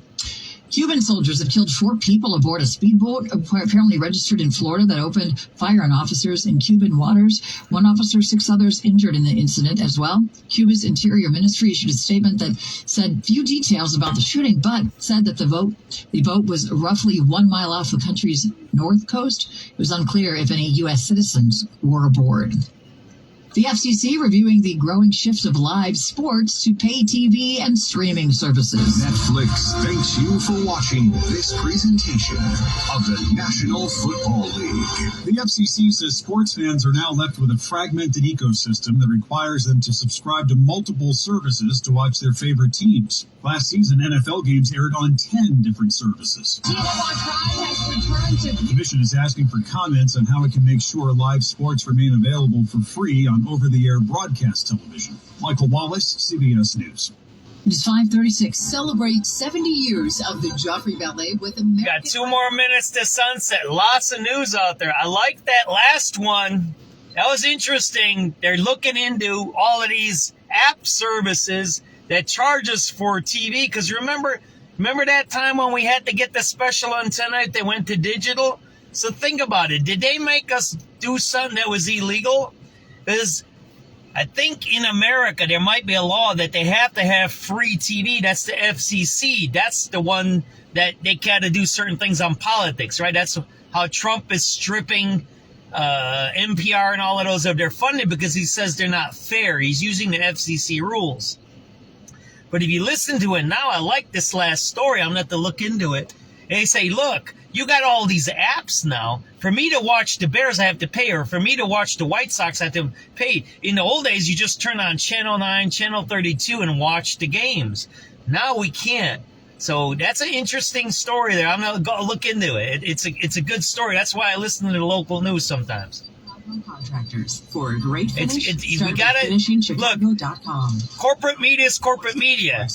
You got to get your news from all kinds of places, right? Sponsored by PackyWebFord.com. PackyWeb will beat any competitor's auto show deal on any F-150, Ranger, Maverick, Super Duty, or Transit. For details, visit PackyWebFord.com. In Morton Grove, the Emeco, on Dempster and Menard has gas for $2.82 a gallon. In Burbank, the Citgo on Natchez and 79 has gas for $2.69 a gallon.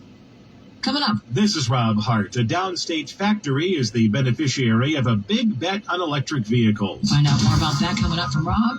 But first, it's 5:38. Traffic sponsored by Plumbers 911. And here's Lisa Costi. It's an exercise in patience on DeSable Lakeshore Drive tonight. Northbound, you're heavy from Balboa all the way to past Fullerton with a crash there blocking multiple lanes. Southbound, much better. Just heavy from Michigan to Chicago Avenue and then tight through Grant Park at 53rd to Hayes. The tollways, southbound, you're heavy from Irving Park to Ogden and I-80 to past Halstead on the Tri-State. Southbound, northbound's fine. The Jane Addams, eastbound heavy approaching the ramp to westbound I-190. That's at long-term road work on the exit ramp at the toll plaza. Westbound slow from Route 53 to Roselle. The Reagan heavy 83 to the northbound Tri-State ramp. Eastbound, westbound, you're slow neighborhood road to Yola. Veterans only slow down is Butterfield to the Reagan on your southbound side. Route 53, a delay from Algonquin to Kirchhoff on the northbound side. I-80 eastbound, you're slow from Richards to Briggs. Westbound, really heavy from Briggs to Larkin. No major delays for you northwest Indiana, but I-80 94 eastbound, you're slow from Torrance to Klein Avenue. The Eden's getting a little better. It's 38 minutes in from Lake Cook to the junction. Outbound's just 18. The Kennedy, 53 minutes in from O'Hare to downtown. Outbound, it's 42 minutes. I-190 O'Hare extension heavy from Bessie Coleman Drive to the Tri-State. The Eisenhower now an hour 7 in from to Jane Addams, 40 from Manheim. It's an hour 5 on your outbound side. The Stevenson's still dealing with that crash at Route 83 in the left lane. It's an hour 15 for you out to the Veterans. Inbound 45 minutes. Traffic sponsored by Plumbers 911. Plumbing emergency, Chicagoland depends on Plumbers 911. Licensed, highly skilled, local 130 plumbers are available 24/7. For fast, reliable help, call 833-PLUM-911. Local 130 plumbers get the job done right the first time. Next traffic at 5:48 on News Radio 105.9 WBBM. WBBM AccuWeather. We will have some clouds around as we head through tonight. Maybe a few flurries well south of Chicago. Tonight's low around 22. Mix of sun and clouds heading into tomorrow with a high of 43. Mainly clear for tomorrow night, low 33, and then a warmer day on Friday. In fact, a spring-like day with sunshine and a bit of a breeze. High Friday near 60. 36 degrees at O'Hare and a Midway right now, 34 in Rogers Park, 37 at the lakefront, going down to 22.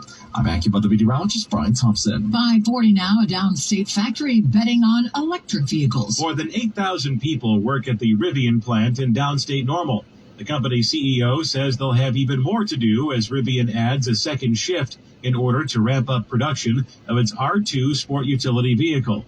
CBS News correspondent Jeff Gilbert says Rivian wants to compete with Tesla on price and on the tech behind the wheel. Rivian wants to be a more rugged version of what Tesla is. It has the high-tech looks. It also expects to have some of the self-driving architecture in there. The Rivian R2 will be priced at $45,000. That's down from the $77,000 price tag for the Rivian full-sized SUV. Rivian hopes to build 65,000 vehicles in Normal this year.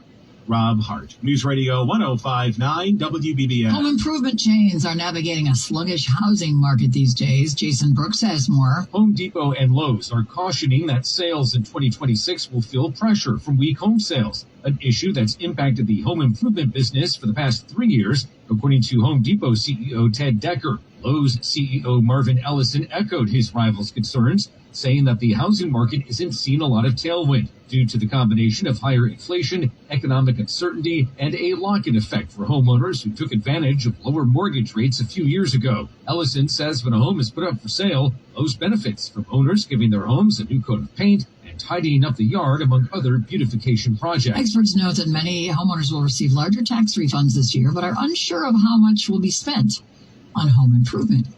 Rising global temperatures apparently are creating new risks for pregnancies. Experts warn that extreme heat exposures link to higher rates of preeclampsia, preterm birth, and stillbirth. New research published in the Journal of the American Medical Association found while healthy pregnant individuals can generally regulate body temperature, dehydration and prolonged heat can increase complications. Doctors advise staying hydrated, limiting strenuous activity, and using cooling strategies like fans or air conditioning during heat waves to reduce the health risks. Stacey Lynn, CBS News. At the editor's desk today, Patrick Rushman and later Susan Glick, our writer Cecilia Fergakis, assistant producers. That's what I was just talking about, Ms. Zidor.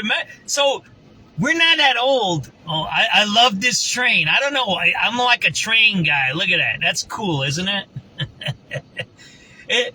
I hope you enjoyed the sunset tonight. I know I did it a little different where we did a little meditation, little nose. I usually don't do news with the meditation, but the 5:30 news was really important tonight, I think. But yeah, this was a good sunset today. Did you guys like it? And then did I show you the other spot? Yeah, let me show you this. Remember, there's restaurants here. This is free parking. So it's really good when you get a place that takes care of its customers and gets free. The Southside Chinatown along Archer, you have to pay. That's metered parking over there. This up here, it's free.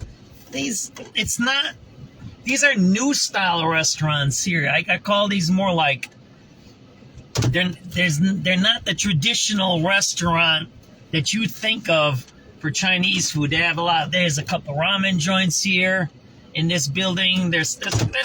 Try it out. That's all I gotta say. Try it out. But here, this is the other view you have here, right? Let me show you. It's a really tight parking spot, by the way. These new developments are really, really small. Let me show you this. So you have that view of the sunset, but you also have that view. You see that there? And if you come here at night, you see that at night. See that there? So there you go. So I hope you enjoyed the little tour here. And that's why don't we do this? We're going to listen to some radio calls.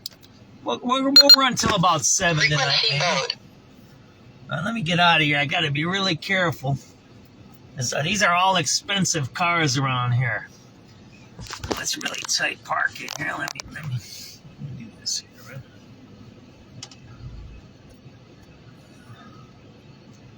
Let me get out of here. Right? It's a really nice spot. I hope you enjoyed the sunset tonight. And like I said, for 2026, we're doing different things. And like Ms. Zidor is talking about, and I like that we had the radio on, they talk about, they're looking into all of these apps that are charging us for things that should be free.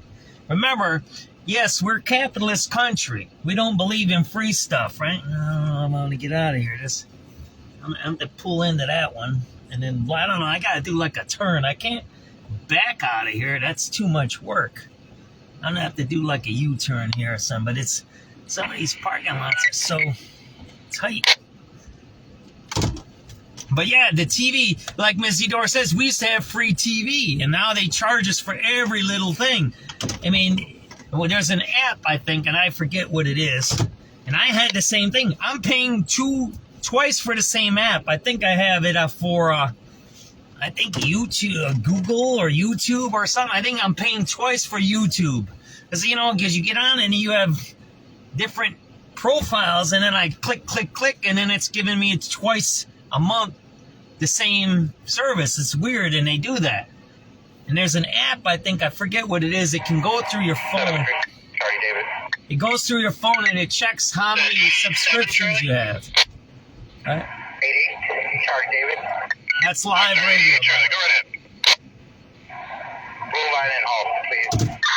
All right, that is really nice spot. 683. Safe. You park here, you go. The red line's over there. I mean, during the day, I don't know how bad the red line is. I was going to do a live feeds from the train, but there's people doing it, so why should I do that, right? 73, David. I believe in diversification. There you go, right? Other number, 47, the red line.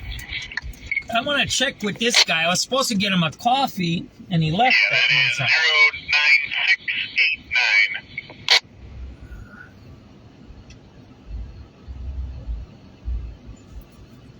09689. Remember, Canal and Archer here. It's really nice. You want us? Did I show you how? It's right by the Connie's Pizza. Everybody knows where the Connie's Pizza is at? There you go. You know, and you can get to the baseball game from Connie's. They have special deals. They got buses for the White Sox game to go from Connie's. See, that's a good business. You can come to Connie's Pizza if you want to come to a baseball game, I don't know, before or after, and then you can take the guy's shuttle bus to the game. So here, you can come here. You can hit Connie's before the game or after the game. Then you can go hit that place, right? I'm going to check here because there's a guy here. I talked to him when it was snowing a few weeks ago. This is the wrong 09699. Where is he at? Now, you guys remember this when it was snowing back here. Remember that? Yeah, I almost fell into the river. Do you guys remember that one? Marietta was like, don't fall into the river. Remember that, Marietta? Back here? Yeah, I'll show you this. They got cops back here. I don't know if they're going to let me go back here. Unless it's some radio calls, right?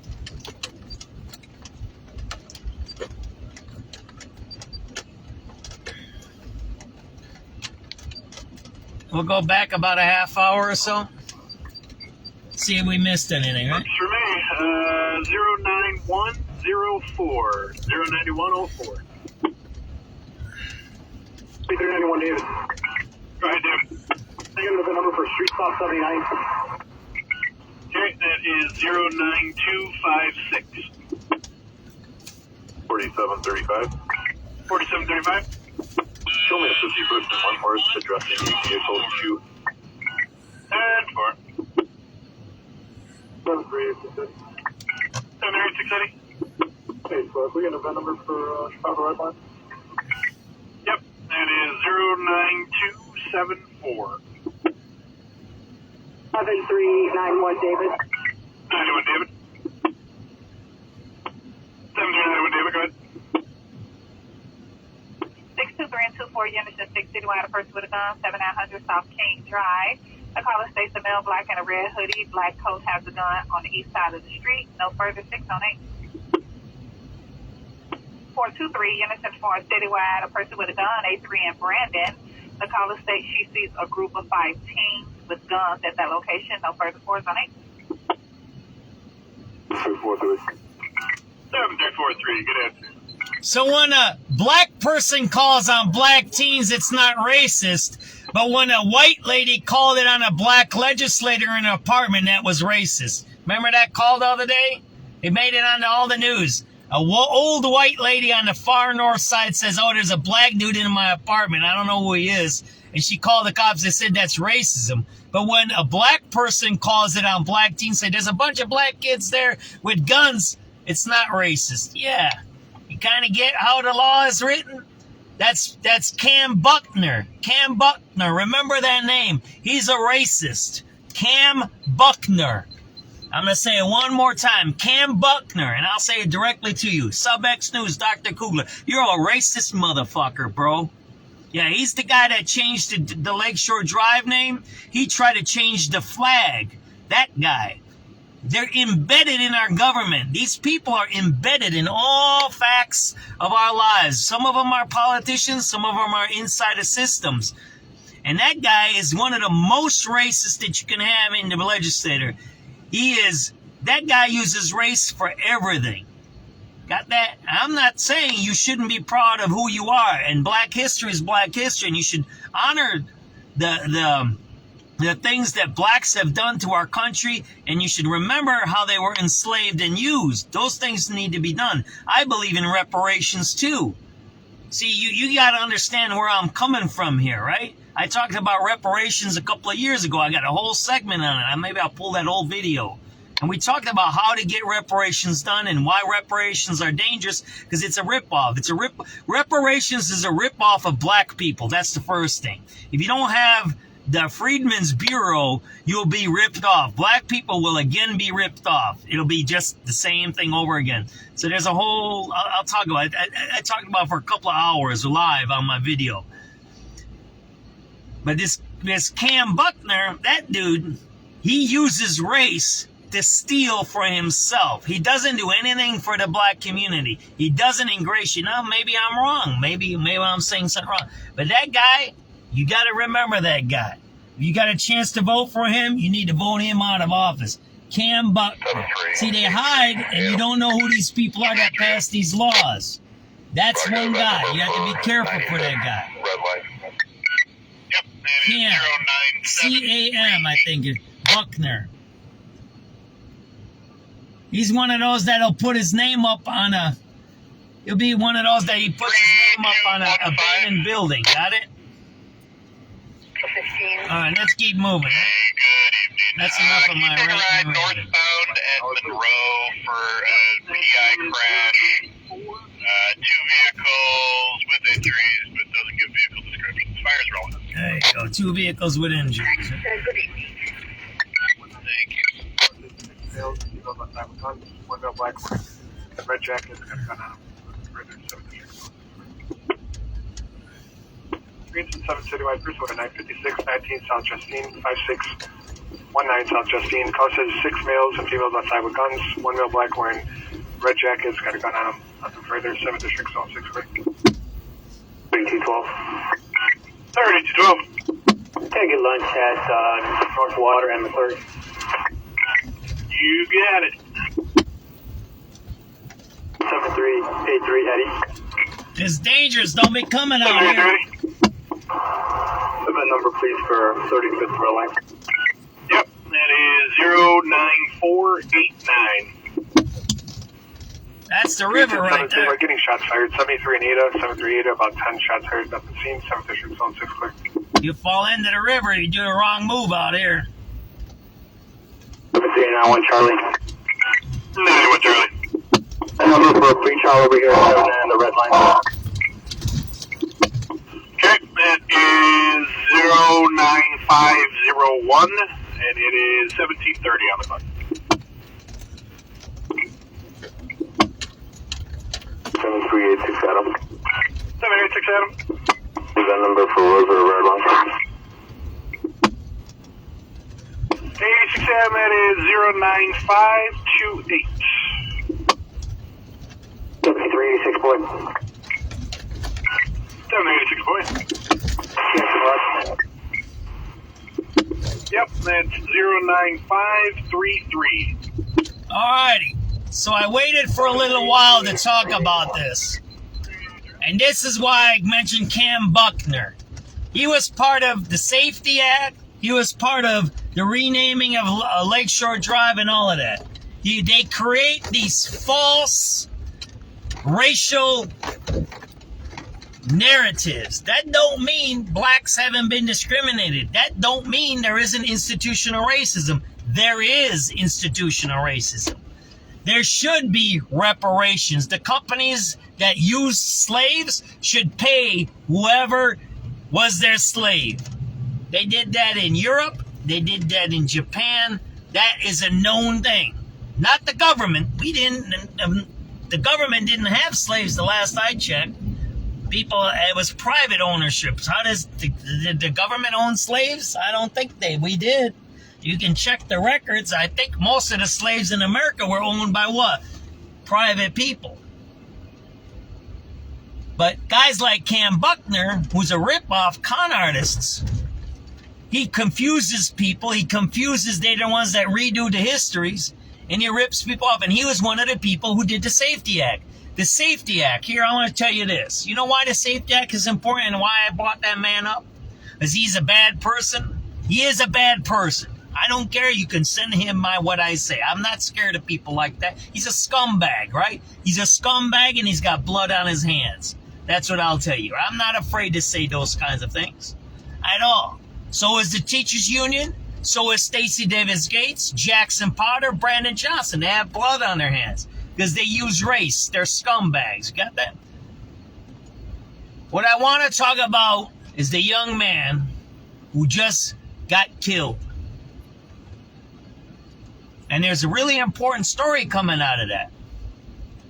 Besides whacked out carjacker lazy bums, one, she was from Maywood, I think. She wasn't even from Chicago, the killer. But the more important story about that one is, right, Daniel Figueroa, God rest his soul, a hard-working American, hard-working man. He worked at Amazon. He got off at Amazon, and then he started doing Uber Eats to make a little extra money. And there was a birthday party going on. I don't know if it was his birthday party or another family member's. So he said, no, I'm not going to come home right away. I'm going to do a couple of deliveries, make some money, right? I don't know how that works. It's like Uber, right? You can say, yeah, if you're in a neighborhood, you pick something up and drop it off. I kind of like that idea. It's like the Pony Express, right? We're going by the dope place here. So this kid, he was a 28-year-old man, is hustling. He works at one job, then goes makes a little money off of Uber Eats. And these scumbags by Loretta Hospital, and that's not the first carjacking by there. They carjacked ambulance over there. That's a scumbag area. There's a lot of scumbag dopers over here. Just like you're going to see a bunch of dope heads over here. You're going to see a bunch of dope heads. They're dopehead scumbags, right? That criminal dopehead scumbags. Cam Buckner is one of them. Cam Buckner, what? He enables scumbags. Why? Because when Cam Buckner does that, then he keeps his job as a politician. You got that? You want to see a nice sunset video there? See that right there, that factory right there. Factories are important. We need factories to keep people straight. This kid works one job, goes make some extra money on Uber Eats, and these scumbags by Loretta Hospital jump in his car, and that's his car. He don't want to give it up. They drive and they kill him. Now here's the part that's really important about Cam Buckner and the safety. There's another guy, a tall guy, I forget what his name is. I'm going to get you his name. He's another scumbag legislator. These are all state legislators. They're really scummy. They come from the Chicago teachers, and they're scum, anti-American scumbags. They're like Somali pirates. Just like Trump said last night, you Somali scumbag pirates. You steal from our country. You're an immigrant that has a theft fraud scheme. Imagine that. You come to the country that gives you freedom to get you away from where they kill people, like in Mexico, or like in Colombia, or like in Cuba, or like in Venezuela, or like in Somalia, and then you come to our country and create a scam. But Cam Buckner's the worst, because he passed the Safety Act. There was 3 people yesterday that killed Daniel Figueroa. They used to be part of the law was if you were with somebody and you committed a felony and someone died, all 3 of you or all 4 of you or whoever was involved would be all charged with murder. Do you know what the Safety Act did? It removed that provision. That's what the Safety Act did. It removed that provision that when you had a group that was engaged in a criminal activity, it was a felony. That was the law. It was a law. If you were part of a group that was doing a felony offense and someone died, even if your partner, even if the robber died, you got charged with murder because the robber died. Because you know what they said? They said you should have known better and either not been there or stopped it or did something about it. That was the rule of the law. The law was this way. The law said, and this is the intention of the law, if you were part of a crime, you should stop it so no one dies. That was it. And if someone dies, you get charged. Again, that law even was this. If the criminal dies, the other criminal got charged with murder. That was the law. The Safety Act took that out. That's Cam Buckner. That motherfucker. I'm going to say that. He's a scumbag. Got that? That's a scumbag. Because this young man, Daniel Figueroa, died.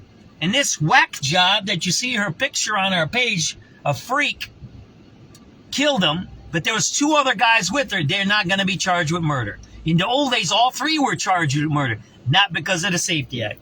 The second part of the Safety Act, these scumbags are, and why we have all these teenagers doing these carjackings and killings, is in the Safety Act took out the provision, if you do a heinous crime or an aggravated felony as a minor, a juvenile, it automatically bumps you into adult.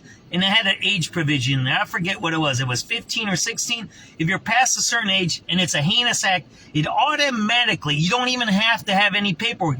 The law bumped it up to you're an adult. You know what the Safety Act did? It removed that provision too. See, you guys don't know this stuff. This is all little minute stuff in these laws that Cam Buckner's, I forget what that other guy is. Man, he's a tall guy. He's light-skinned black guy. He's a really scummy guy. You have to be careful of these guys. These guys pass these laws and they put these little provisions in there that are pro-criminal, that the criminals get away with it. And those are the two provisions. That's why I'm saying this. That young man, Daniel Figueroa, should be alive today. He's dead now. And there will not be no justice for him. That lady that killed him, I bet you they do some whack job thing that she's psycho or she's a crack baby. Remember that lady that tried to kill the cop? The lady now that's got a $100,000 job with the city of Chicago? You guys know that story? A lady tried to run over a cop. Brandon Johnson hired her, gave her a $100,000 job in City Hall while she was being on trial for attempted murder of a cop. That's how sick these people are. You have to be really careful for them. And that's why Daniel Figueroa, one, he's dead today because they know they're not going to get punished. Secondly, now we have to deal with how are we going to make sure that his family gets justice, and it's going to be very difficult. And I'm going to show you this here, right? We did yesterday the tents. You got drug tents right here, right? I'll show you to you, right? These are drug tents. This is Alderman Byron Shitsko. He's part of that whole group, Cam. He's part of the whole group, the Cam Buckner groups, right? I'll show you this stuff here, right? These are drug tents here. See that guy? He's selling drugs there, right? There you go, right? They're selling drugs right there, right? You see that there? I know this guy, man. I was looking for you. I missed you, my brother. I've been over here. You're over here now? Did you give me that tent? No, right? I had your ass didn't come back. That's in the front. Yeah. That was Tony. I broke it down. You never came back. Do you still got it over there? Nah. He sold that whole tent quick and fast. There's another over there. There's another. Who should I talk to? Sorry I didn't come by. Who should I talk to? Basically me. I ain't got a number when I call you. So you got my number, right? No. I got you. I gave you my card, my brother. I'll be over here. Both. Here you gotta watch out. It's getting rough out here. You gotta watch your ass, man. Yeah, these cops are getting wild. I've been watching the cops. They've been fucking with me. There's my number. Text me. Oh, yeah. Got that? Yeah. See you down there? Just text me. Say, I'm ready, John. I know I'm right down the street. I live right over here. Okay, when I to come in. Yeah, I'll come by. I'm right down the street. Oh, you down this way? Yeah, I live right down on 35th Street. I'm right here, my brother. Okay, go all the way. I'm sorry I missed that one. Can you get me another one or what? McDonald's, yeah, I quite can. McDonald's, close to that one? The stove. Yeah, I'm over there. Yeah, I'm over there. I feel like I've been all the way here. The bus go all the way goddamn 79. You know that, right? You do? Yeah, you gotta watch out. Man, I'm protected. Yeah, I am too, but now with all this crazy where they're going after the cartel, you see they got the cartel. It might be even the cops saying that shit might fuck up us up here. Because there's gonna be fighting up here now for the shit. Start telling I know somebody like Keem over here. You know what I mean? Yes.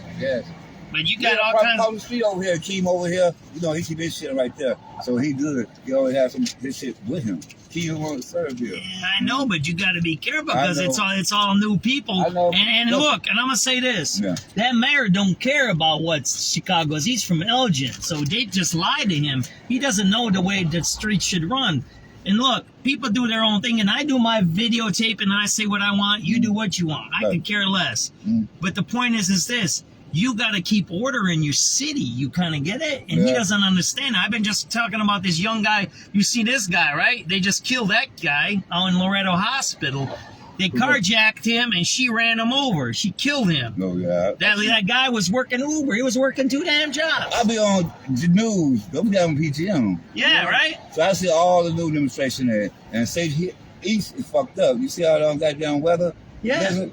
So anything around here do some stupid shit out here. Hey, look, this is why I say on my broadcast, and people say, oh, you're a narc, you're this. No, first of all, I'm news. And if you're doing shit in public, you're doing shit in public. Don't do it. It is what it is.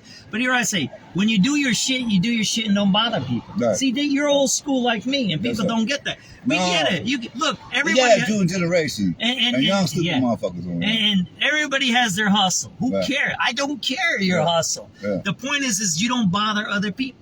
Right. If you want to do your thing, do your thing. Who cares? I don't care what you do, man. I go home and sleep in my damn bed. But if you're doing the shit in public and you're running over young men that are working, that's the guy's dad right there. He killed, and she killed him right there. She carjacked him, and he was working, and he goes, "Man, don't steal my car." And they ran his ass over. I seen female fighters like a gangster, and they were shooting at each other. Female. One day I'll tell you, I told the story. What's my name? I won't say your name on. We're talking right now. Hey, listen. My name is Tyreen Jihad. And my name is John Kugler. Tyreen, right? Is that how you said Tyreen? With an I? First. My middle is Supreme Chicago. My last is Jihad. Jihad. I'm from the South Suburban area.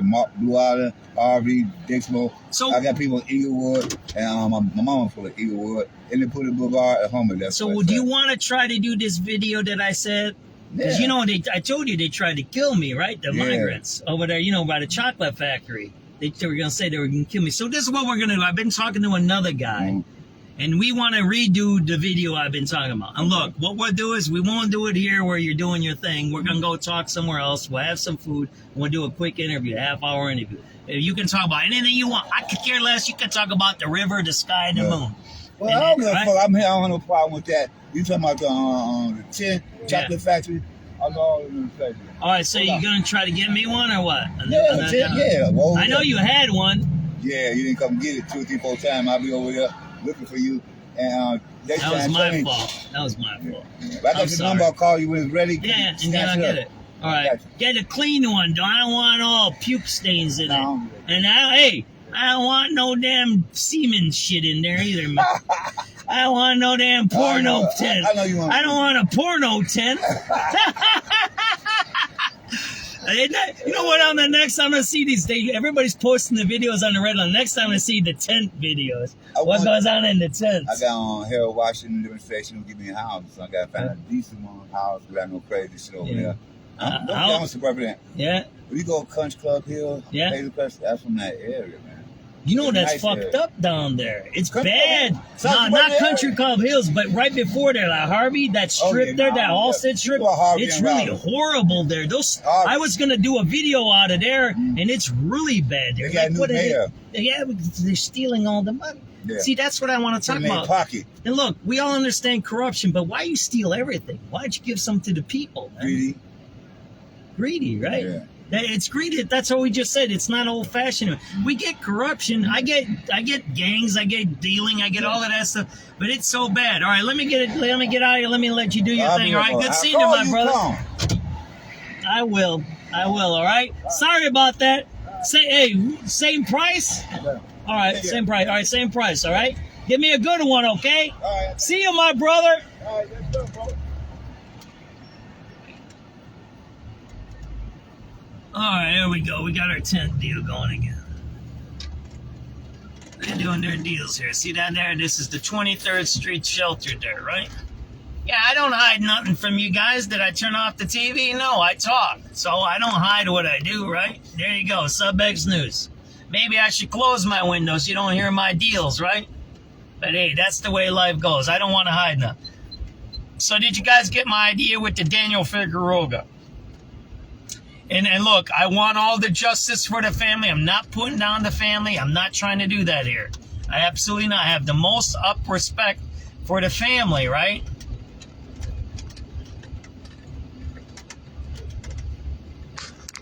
But this is what I'm saying.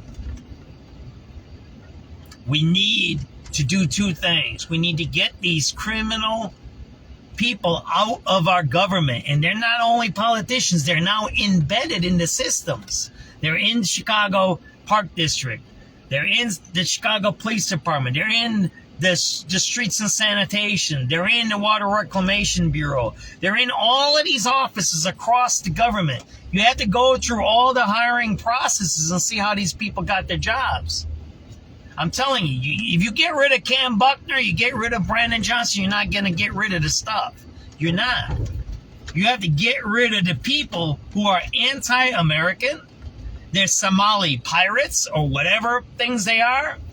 And you need to get rid of them. And I'll say this, and you might not like this, what I'm about to say. There's some good migrants there. I know some of these Venezuelans. Some are bad. They're killers. I know some of the Venezuelans that are actually killers. They kill people. I know them. I interviewed them. Bad hombres. They're bad hombres. They were here for a reason because they work for the CIA. Like those Somalis. They're CIA agents. Everybody knows that? Most of those Somalis in Minneapolis, they're from the fighting, because there was communism there in Sharia, and then when the Black Hawk Down stuff happened, they shipped a bunch of people out, just like with the Venezuelans. Most of the Venezuelans that came here worked for the CIA. Now, with some of those guys, bad guys came with them, right? Like the Mario boat lift, right? Everybody knows. Read up history, right? So there's some bad hombres, some good ones. But I'm going to tell you, I know some migrants that are Venezuelan. They're really good people. They're hardworking. They want the American dream. They want to be law-abiding. They want to raise their families. They want to have a car. They want to take vacations. They want to send their kids to school. That's what I got to say. Now, they have to do it legally. They have to be legally here. They have to do the paperwork. They need to be legal. And they have to go forward. But guys like Cam Buckner, they don't want that. He don't want that. Why? Because then he won't make money for him and his buddies. It's like a corruption scheme. If they have negativity, then what? They make money. They have social workers, psychologists, more whatevers. And it's this whole scam system where they make money off of the misery of others. It's like poverty pimping. Everybody's heard that terminology, right? So that's what that is. Let's just some radio calls because I'm talking too much and I don't want to say too much what I do, okay? All right.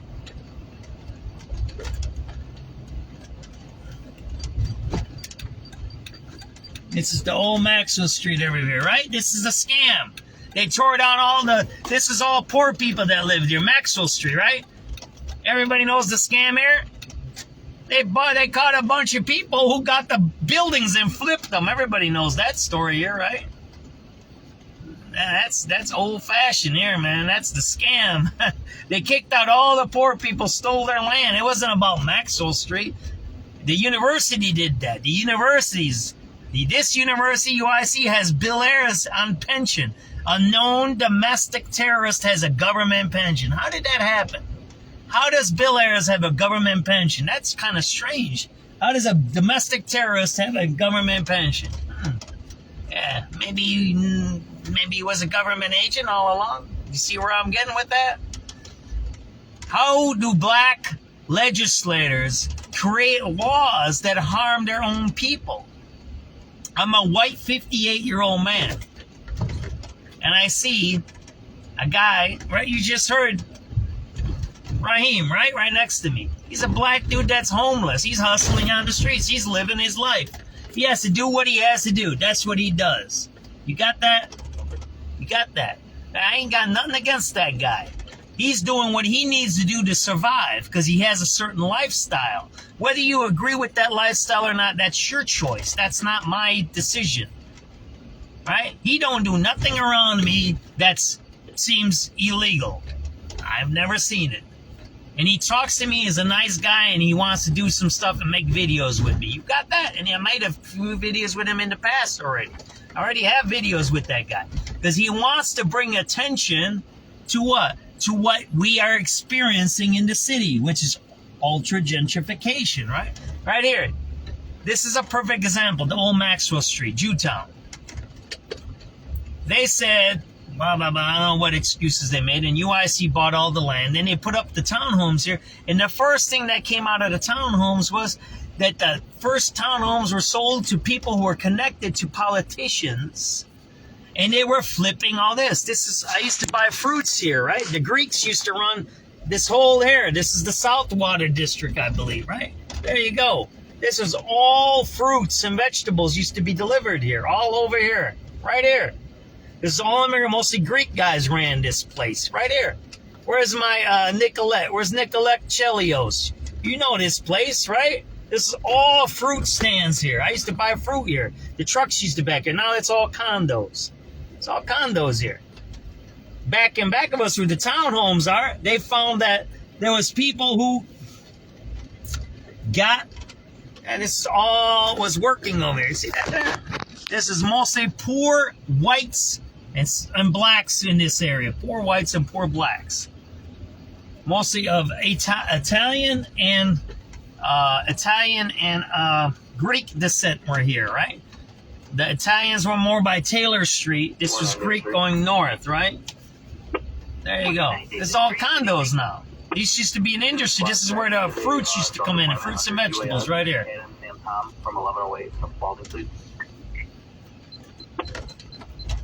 So that's the point. When you take away industry and you say you're trying to gentrify and you're doing it right by the people, but then you find that they sold it to their connected buddies to flip the land. And then there's a black dude that can't get a job. Like the guy you just heard listening on my live feed, right? That's what you hear. That's what you know. Because that's the fact. Not what they say. Not that it's for this. Not it's for reparations. Not it's for grandpa's grievances. Forget grandpa grievances. You want reparations? You want to fix things that happen to the black people? And let's have a serious conversation about that. Here's the first thing. If you get a reparations check, who are you going to give the money to? Is there any black banks? White people are going to get your money. If you want to invest your money, where are you going to invest it in? A white company. If you want to buy real estate, who owns most of the real estate? White people. You get where I'm going with the reparations? And this is the talk, I'm going into my talk about the Freedmen Bureau. Oh man, that's all shut down there. Look at that. They shut down the projects. I didn't even know that. Look at all these projects shut down. See that there? If you had the Freedmen Bureau would figure out, oh wow, they shut down this whole projects here. I didn't even know that. Look at that. The projects are shut down. Look at that. The whole project is shut down here. Look at that. There ain't no damn housing. This is part of the Alba projects. Look at that. The whole projects is shut down here. And the man says that there ain't no housing here. We have plenty of housing here. Look at that. Look at all those apartment units shut down. Look at that. There you go. You see how they lie to you? They tell you about reparations. They tell you about racism. Then they tell you need to support Somali pirates. And then poor Daniel Figueroa gets murdered, and then you see a black face that's doing the crime, and then you get automatically mad it's black people. It's not black people. Black people aren't, physically they're doing the crime because they're pushed to it. But if you're out northeast, you'd have poor white people. If you go down south to Texas, you got mostly Hispanics doing the crime. You can see how this works? It's not about blacks doing crime. It's not about Hispanics doing crime. It's not about whites doing crime. It's crime. It doesn't have a picture to it. But the person who labels it, which is the liberals, they label it, to make separation. That's Spartacus, right? Separation politics, right? Divide and conquer. Everybody knows that, right? And these are the projects here. Loomis Courts. Now we're going to make a video here. Look at that. See the projects? They're closed. It's 6:20 p.m., right? This is our ongoing series, right? I'm gonna use the real camera here.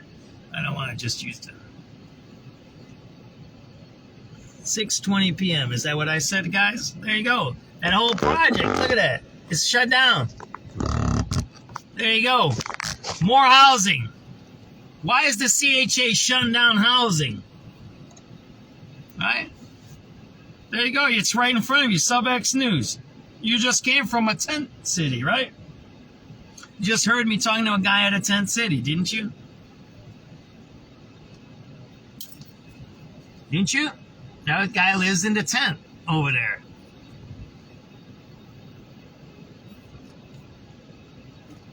SubX.News, 6:20 p.m., February 25th, 2026.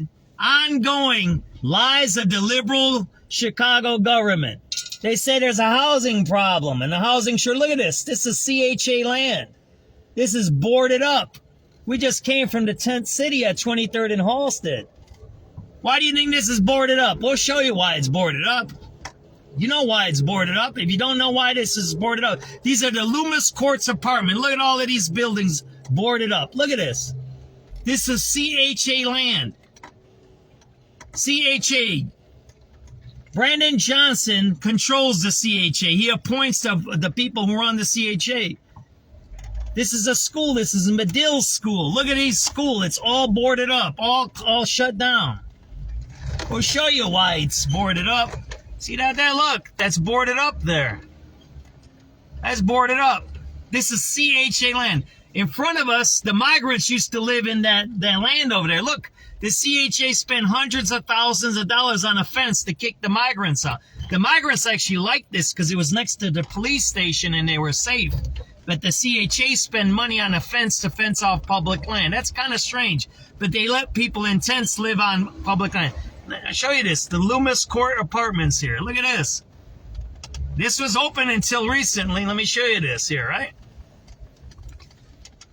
What is the mayor and his cronies keep saying? It's racism. It's this, it's that. I keep telling you that guy is the biggest racist. Him and Cam Buckner, all of those guys. They're the biggest racists, right? Like this. You see that there? Look at all that. Look at that. That whole apartment building's empty. You want to see? Look. Look at that. That whole building is shut down. SubX.News Live. You're watching it right here. 6:25 p.m. February 25th, 2026. Chicago Housing Authority is the biggest racist scumbags in the whole city of Chicago. They're gentrifying neoliberal scum. They're terrorists.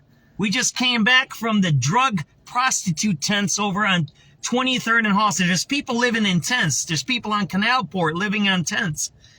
Yet this whole building is shut down. Look at that. People say I'm a crazy old white man, that I say weird stuff. What's weird about this? Look at that. Am I still a crazy old white man? How come this building is shut down? That's because you have a racist neoliberal scum running our city that's backed by what? Bill Ayers.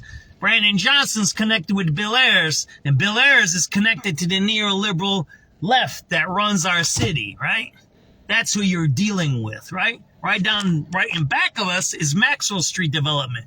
They kicked out all the blacks and the Greeks out of there and some of the Italians by Taylor Street. They built those townhomes and condos, and the first thing they found is that the politicians were flipping those. You see that there? You want to see this? It's all shut down here. Look. There you go. It's shut down. I don't know if I'm going to be able to squeeze through here. I don't think so.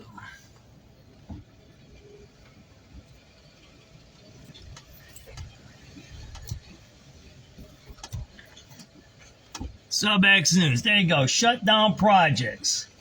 There you go. They cut the cameras here. Look at that.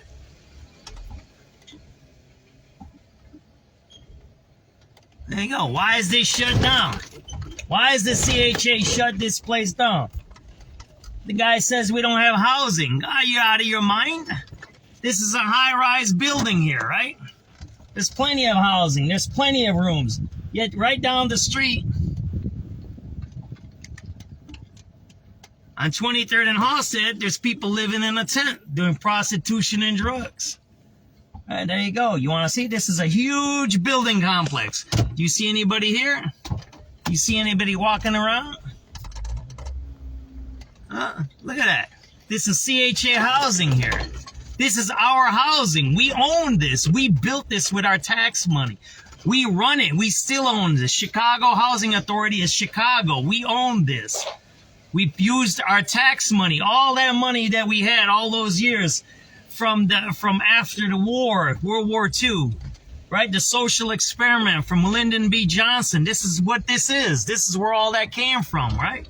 You can argue the projects were good or bad. That's another argument to talk about. It has nothing to do with what I'm showing you. What I'm showing you is what? What am I showing you? I'm showing you that Chicago doesn't have a housing problem. Chicago has an institutional racist problem. And it has nothing to do with black and white. It has to do with what? Socioeconomics, right? Oh, I gotta get off this grass here, right?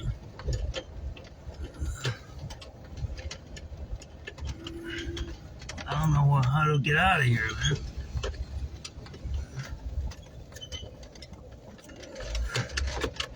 See that there? This whole complex is shut down. This whole housing complex is shut down. You see that there? See that there? The whole housing complex is shut down.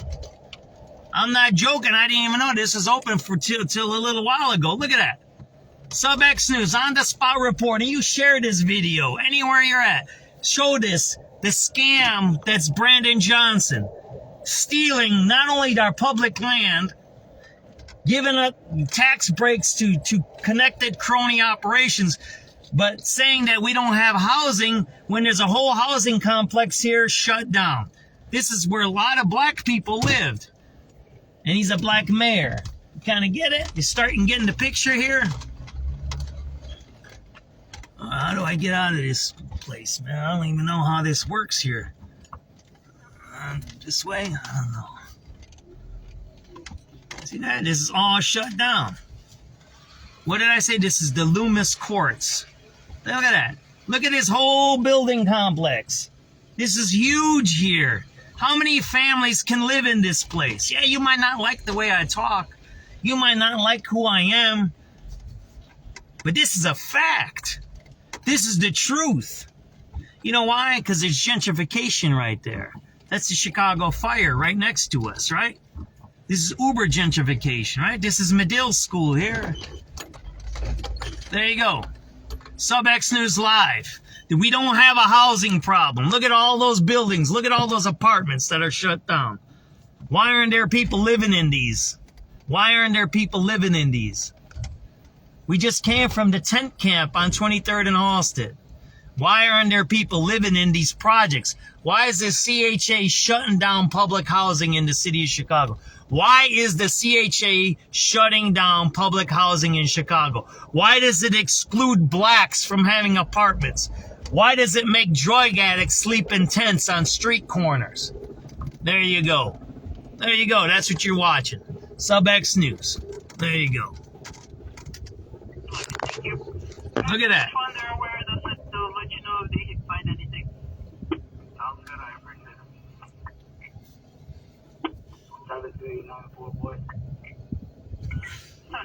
That whole building's empty, everybody. We own that building and it's empty.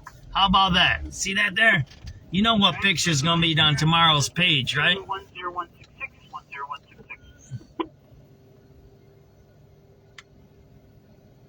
What has anybody got to say about that one? There you go. You don't need to that's concrete. You don't need to rehab that.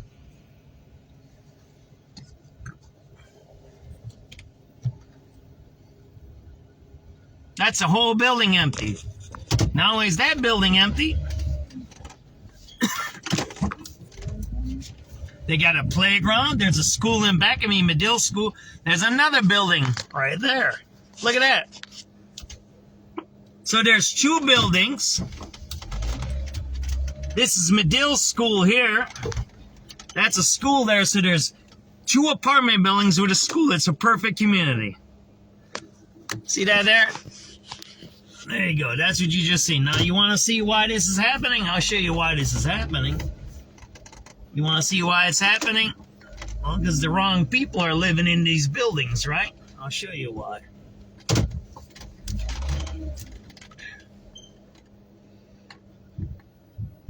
Why did CHA close down perfectly good apartments and make people live on street corners and tents? Loomis Court Apartments completely shut down.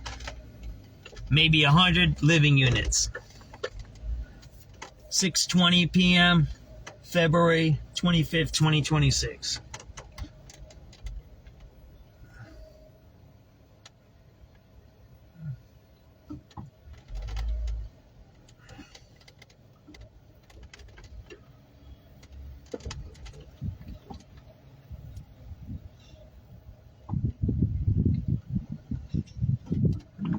You want to see why it's shut down? Remember, I told you the migrants used to live over there, right?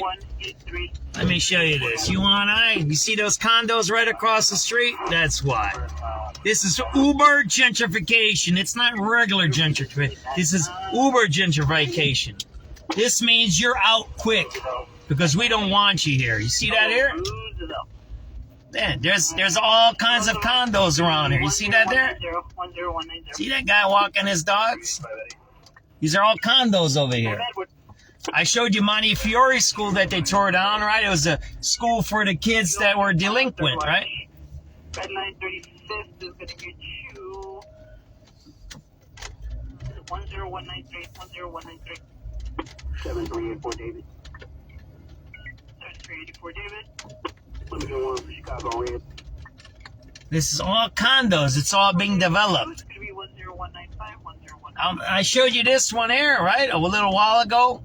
Let me show you something. This is an indoor soccer field here, right? The Chicago Fire have a place over here. I mean, we need places, right, for kids to go, right? There ain't nothing wrong with that. But they built these fields. There's a whole condo complex right next to us here. Look at it. It's packed. You see that hill over there? Look at the hill in front of you. You know why they have the hill there? You know why they built that hill? Because the projects are behind the hill. That's so you don't get shot. That hill's for shootings. That hill is there so you don't get shot while you're playing soccer. That's what the hill's there for. You got that?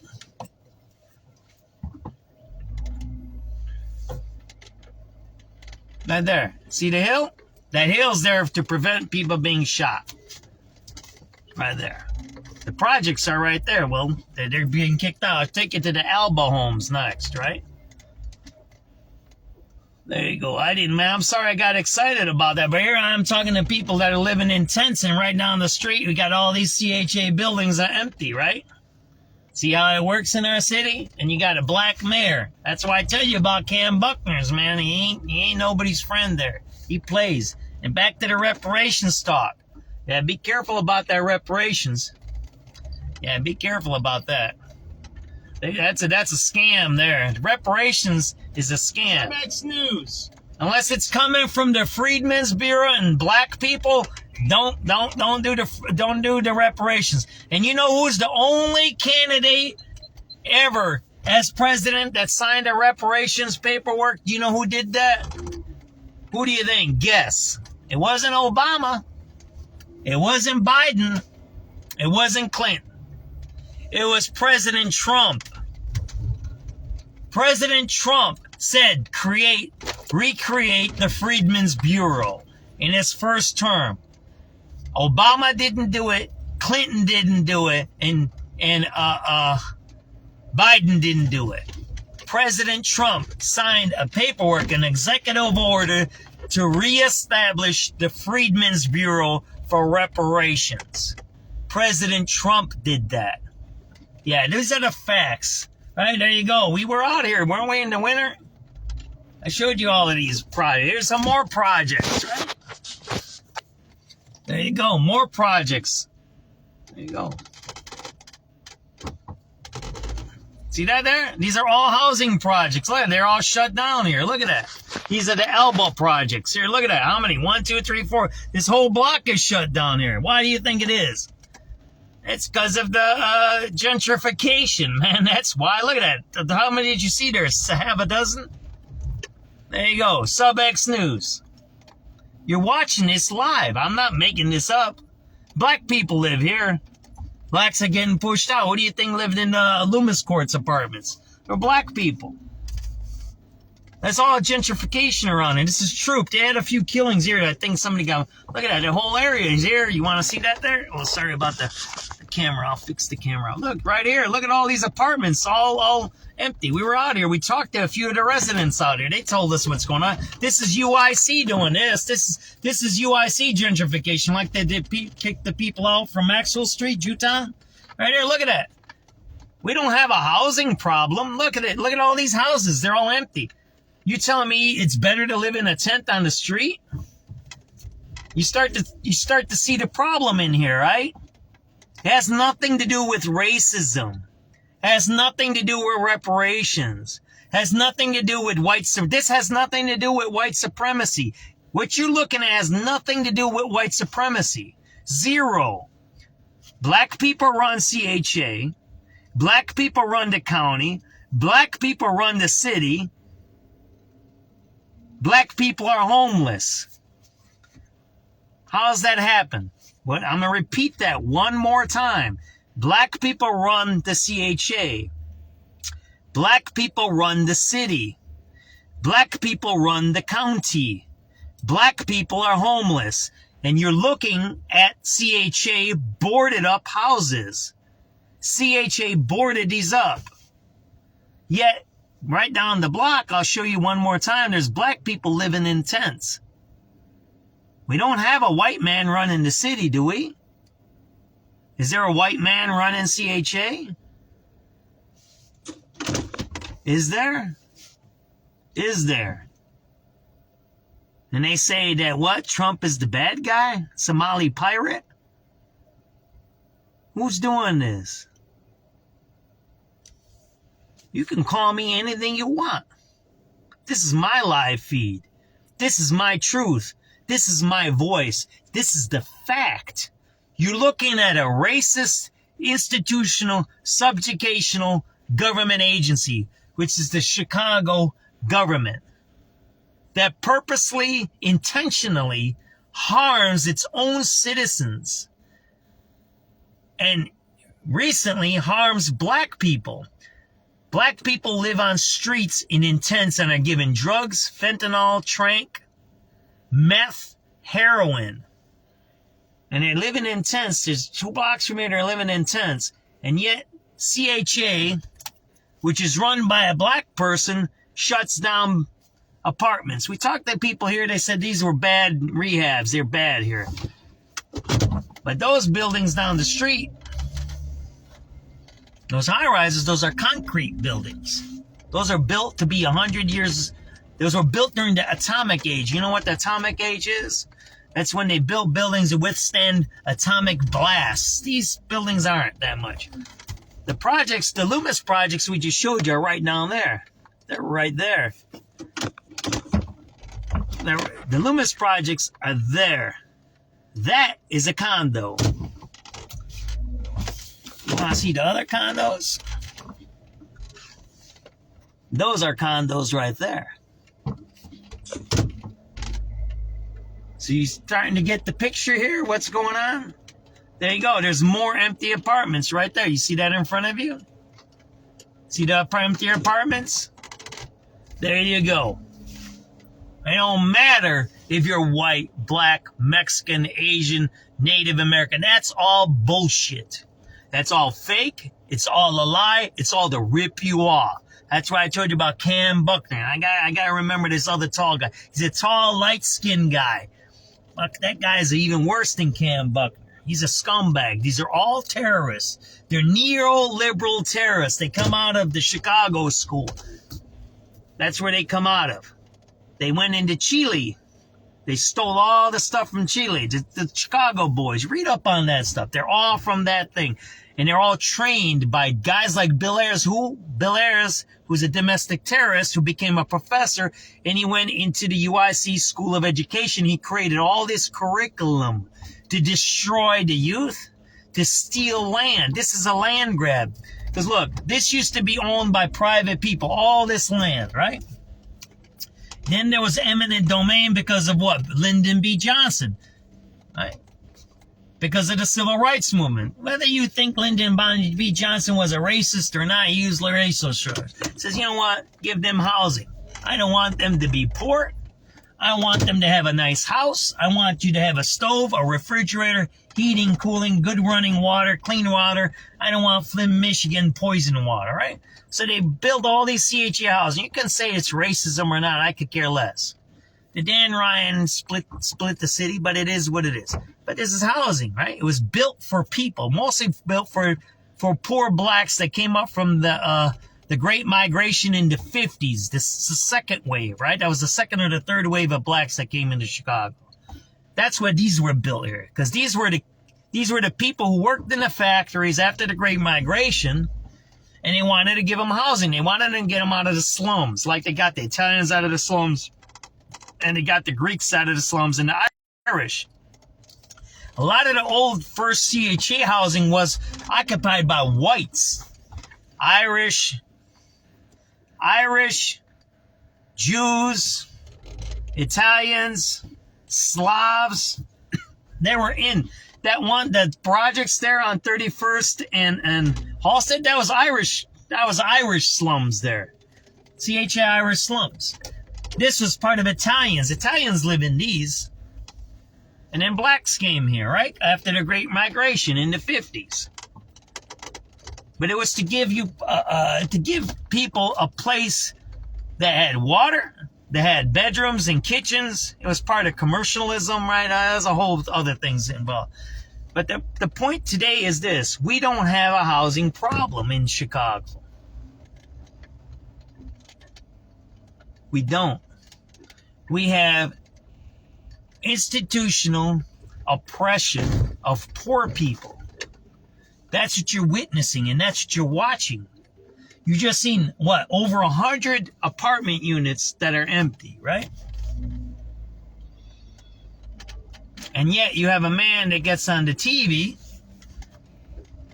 and he says we don't have no places for people to live.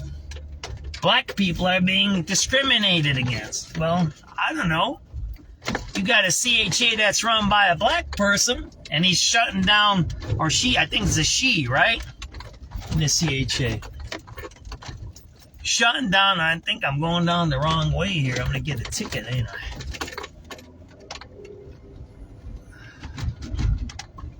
It's all condo units here. I used to hang out here when I was a kid. So you have a black person that runs a CHA, yet they shut down housing for black people. That's what you're witnessing here. That's what you see here. That's what's in front of your eyeballs. And then they allow crime, drugs, meth, all that crap to come here. They let gang shooters. They had mass shootings here. There's an 8-person shot right here. Look, I'll show you these buildings here. This is all the elbow homes here, right? The Loomis courts are different, right? Look, you're going to see here. There's mostly black people live here. But you got units closed everywhere. What? Look, why aren't we getting people jobs to teach them? Look, there's 1, 2, 3 units closed here. Look, 3 units are closed right here. CHA housing, the Alba units. 3 right there. I don't even know. There might be 200-300 units that we've already seen that are shut down. I want to maybe go 300. We're well over 150 because those 2 buildings had at least 100 or 150 units there. And now we're here in the townhome section of the Alba homes, and look at all these units closed. Look at this. This is CHA housing. This is Chicago Housing Authority. We own this. This is government property here. Then we say there's a job problem. Well, why aren't we teaching young kids and rehabbing drug addicts and criminals and telling them to fix these apartments? Why do we have an NGO? Think about this. Why do we have an NGO that hands out tents? Think about the sickness, the liberal sickness disease. The disease that puts down people and subjugates them. Oppresses them. You're talking about pure oppression here. I'm gonna do that. We'll go one more time. You're talking about pure oppression? This is oppression here. We own the land. The government owns the land. That guy's probably on drugs there. He's got the stroller, right? Right there, that guy. He's drugged up. He has to have a stroller because his back don't work good. His muscles are out, right? That's why they use those strollers. I learned that from drug addicts. Drug addicts taught me that. They said they use the strollers because they're high so they don't fall on their face. So we own this land. This land was taken away from people who used to live here. Most of the people who lived here were immigrants, right? They worked hard. They worked in the factories. They built Chicago. And now the land's empty. Right. There, you want to see another one? Look, it's everywhere. See that one there? Dogs. Closed. See that there? Closed. That's a nice unit. Wouldn't you want to live in there? And it's got air conditioning, everything. That's nice. Don't you see the dogs there? That's closed. That's closed. CHA housing. Blacks living on the street. Drugs on the west side. Migrants being pushed into abandoned buildings and pushing out blacks. Who's doing all of that? Whites? When's the last time a white man ran the city? Daley, wasn't it? Junior, right? When Junior got out? Junior, right? And then it was Lightfoot after Junior, wasn't it? Or was it Rahm after Junior, right? There you go.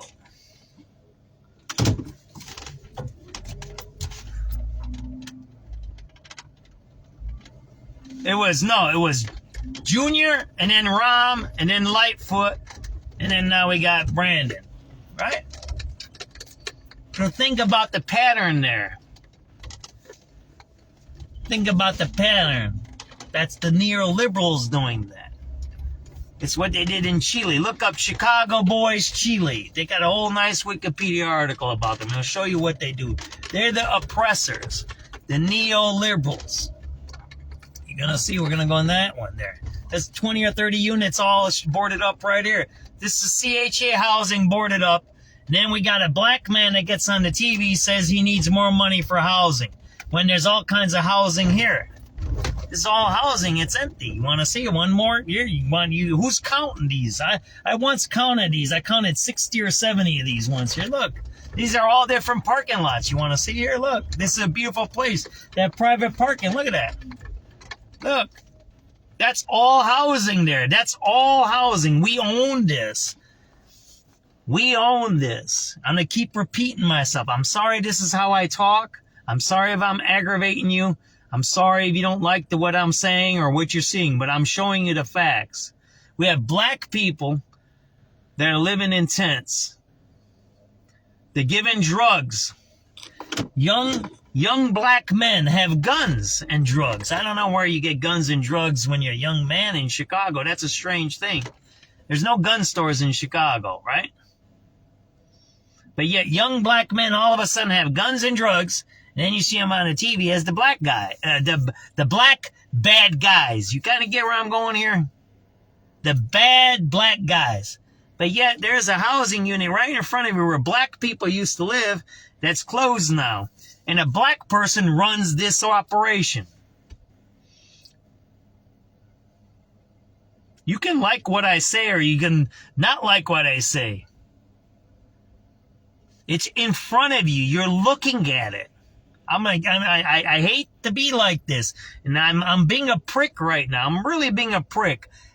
A fucking black motherfucker is throwing black people on the street. That's what you see right here. That's a fucking CHA building right there. That's boarded up.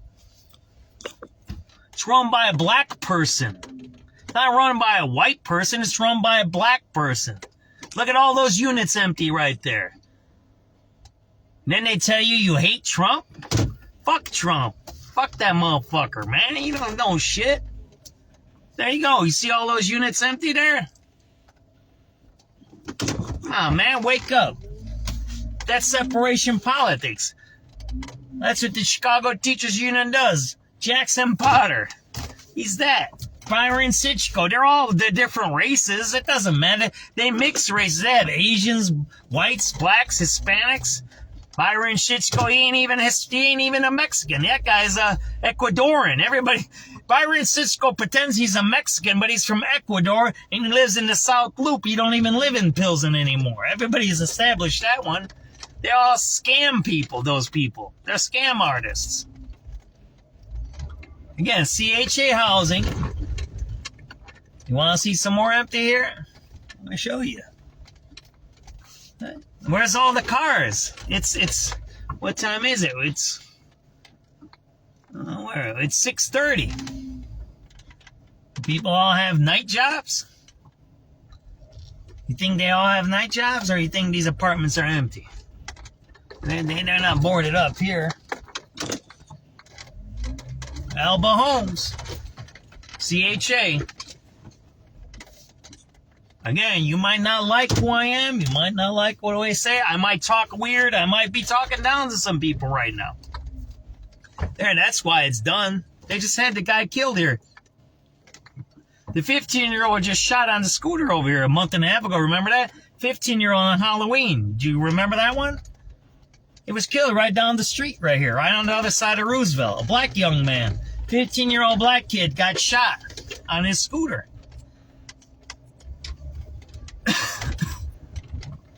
Look at that. They have everything here. You want me to show you the condos across the street? There you go. Those are condo buildings right there. These are all condos here. Kind of get what's going on here? That's what's going on. They're ripping us off. And they're saying that it's the other person's fault when it's not the other person's fault. It's the people that are running our government. It's the people that are running our government. And they say that it's the black man, it's the Mexican, it's the white man, it's the Asian man, it's the Native American man, it's the Pilgrim man. It's this man, it's that man, when it's the government actually doing this stuff, right? That black young man was killed right down the street right here. Look it up, Green Street right here. I don't know what this street is. He was killed right here by this park. Look it up.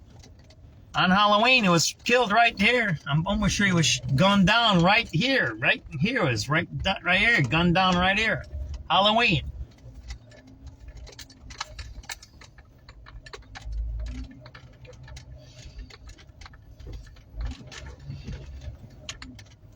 Right here. There should be a memorial for him right here. 15-year-old was gunned down here. They don't even have a memorial for the guy anymore here. That's how much people forget about these young black men. They're disposable. To the government, they're disposable. And you can be a young Hispanic, you can be a young white, you can be a young Asian. It doesn't matter. It doesn't matter what it is. They use anything they can to separate us. And I'm showing you what's going on, right? Again, you can like what I say, how I talk. You can be insulted. You can be tired. You might not want to listen to me. I could care less. You can turn off my radio broadcast. But what you're watching is the fact. You're watching it in real time here. You're watching institutional racism. And it doesn't matter if you're white, black, or Mexican, or Asian, or Native American. It's institutionalized to steal from people that work. It's institutionalized to use poor people against each other. Look at this. Look at all this empty land here. You see that there? Half of this is CHA land. These were all projects at one time. What happened? The projects were eminent domain. They bought all the land and took the land from the working people, right? And then they built the projects, right? Which is ours. The projects are ours. We own the projects, right? I'll go right up here. I don't care. There, this is all land. This used to be projects here. All these were buildings. There was never empty land here. This is in the middle of the city, right? This is land bank. Land bank. Those are the racists right there. Neoliberal racists. You see that sign there? That's a land bank sign. So poor people own this land. Working people own this land. And then the CHA came and built the land and said, you know what? You need apartments. So we're going to make sure we take the land away And when we take the land away, we're going to build nice apartments for everybody.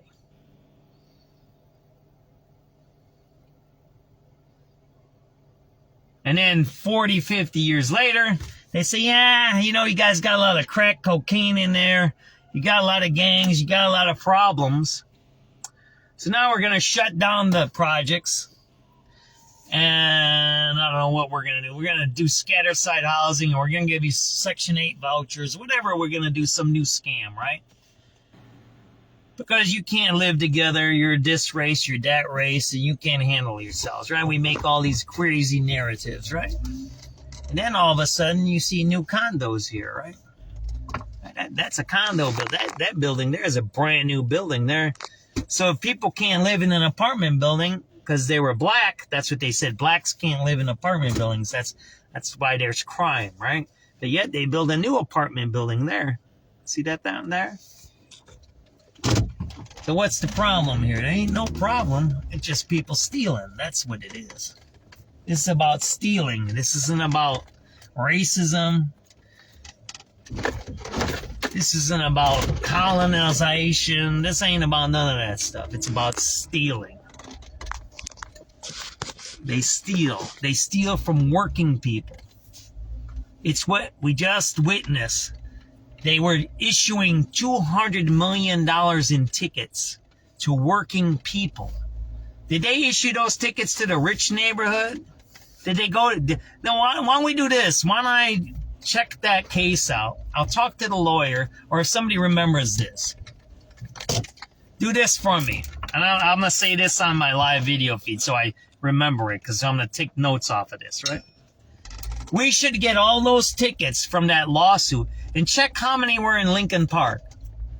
You know, how many were in black neighborhoods, how many were in Mexican neighborhoods and all that.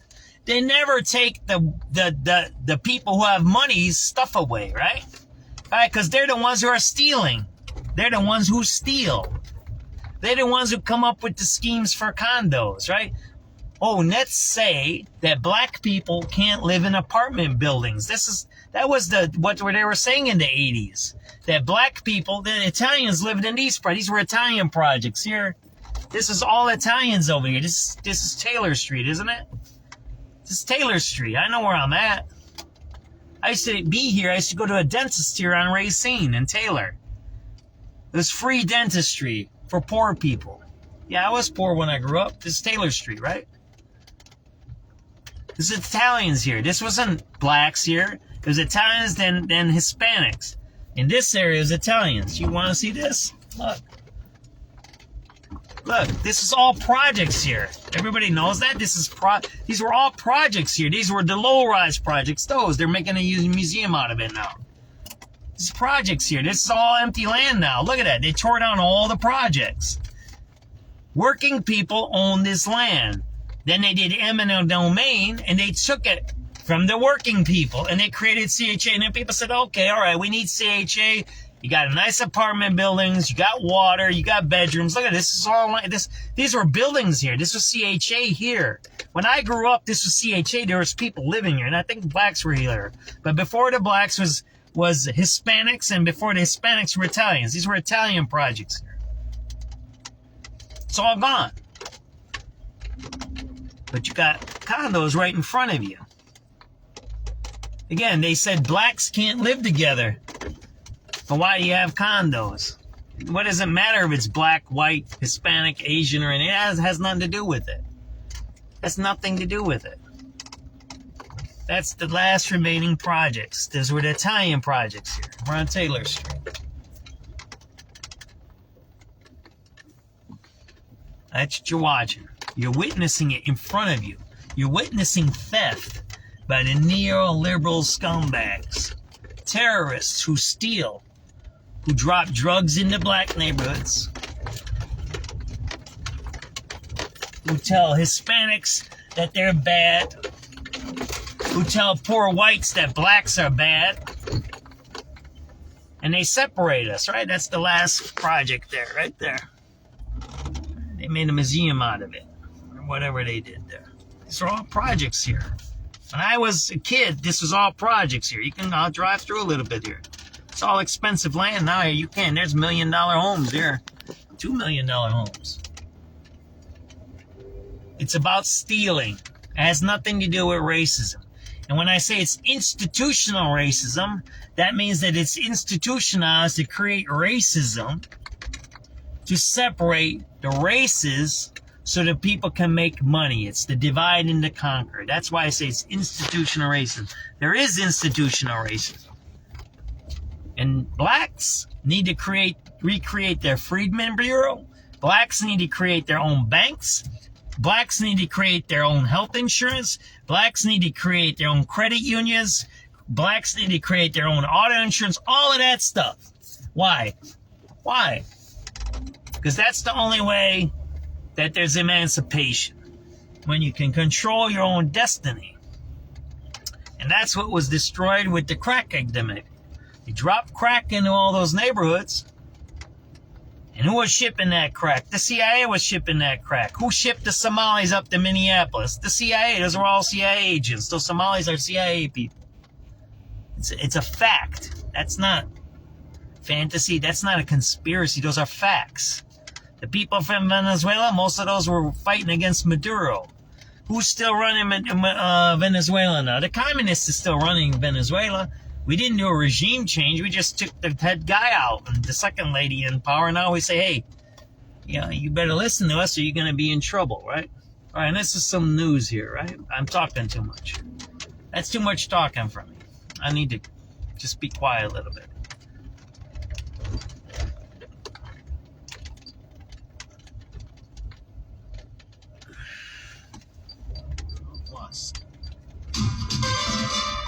Chicago's news, traffic, and weather station, News Radio 105.9 and WBBMNewsRadio.com.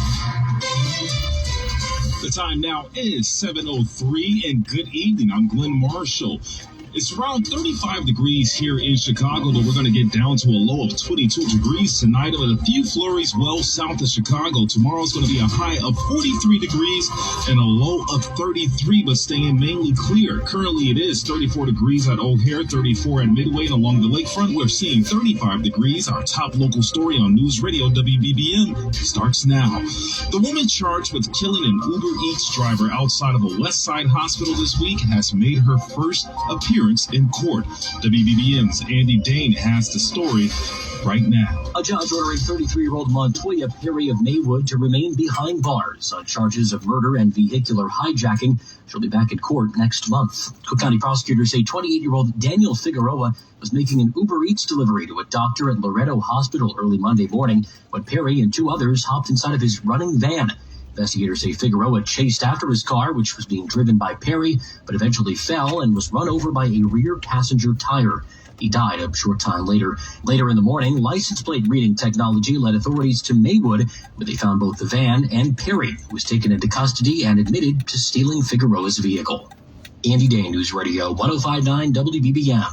A jury has awarded $5.7 million in damages to Ebony Tate's family, who accused Chicago police violated their civil rights in a botched raid of the family's home back in 2018. In the trial, Ebony Tate's mother, Cynthia Eason, testified that SWAT officers pointed guns at her daughter and at her young grandchildren.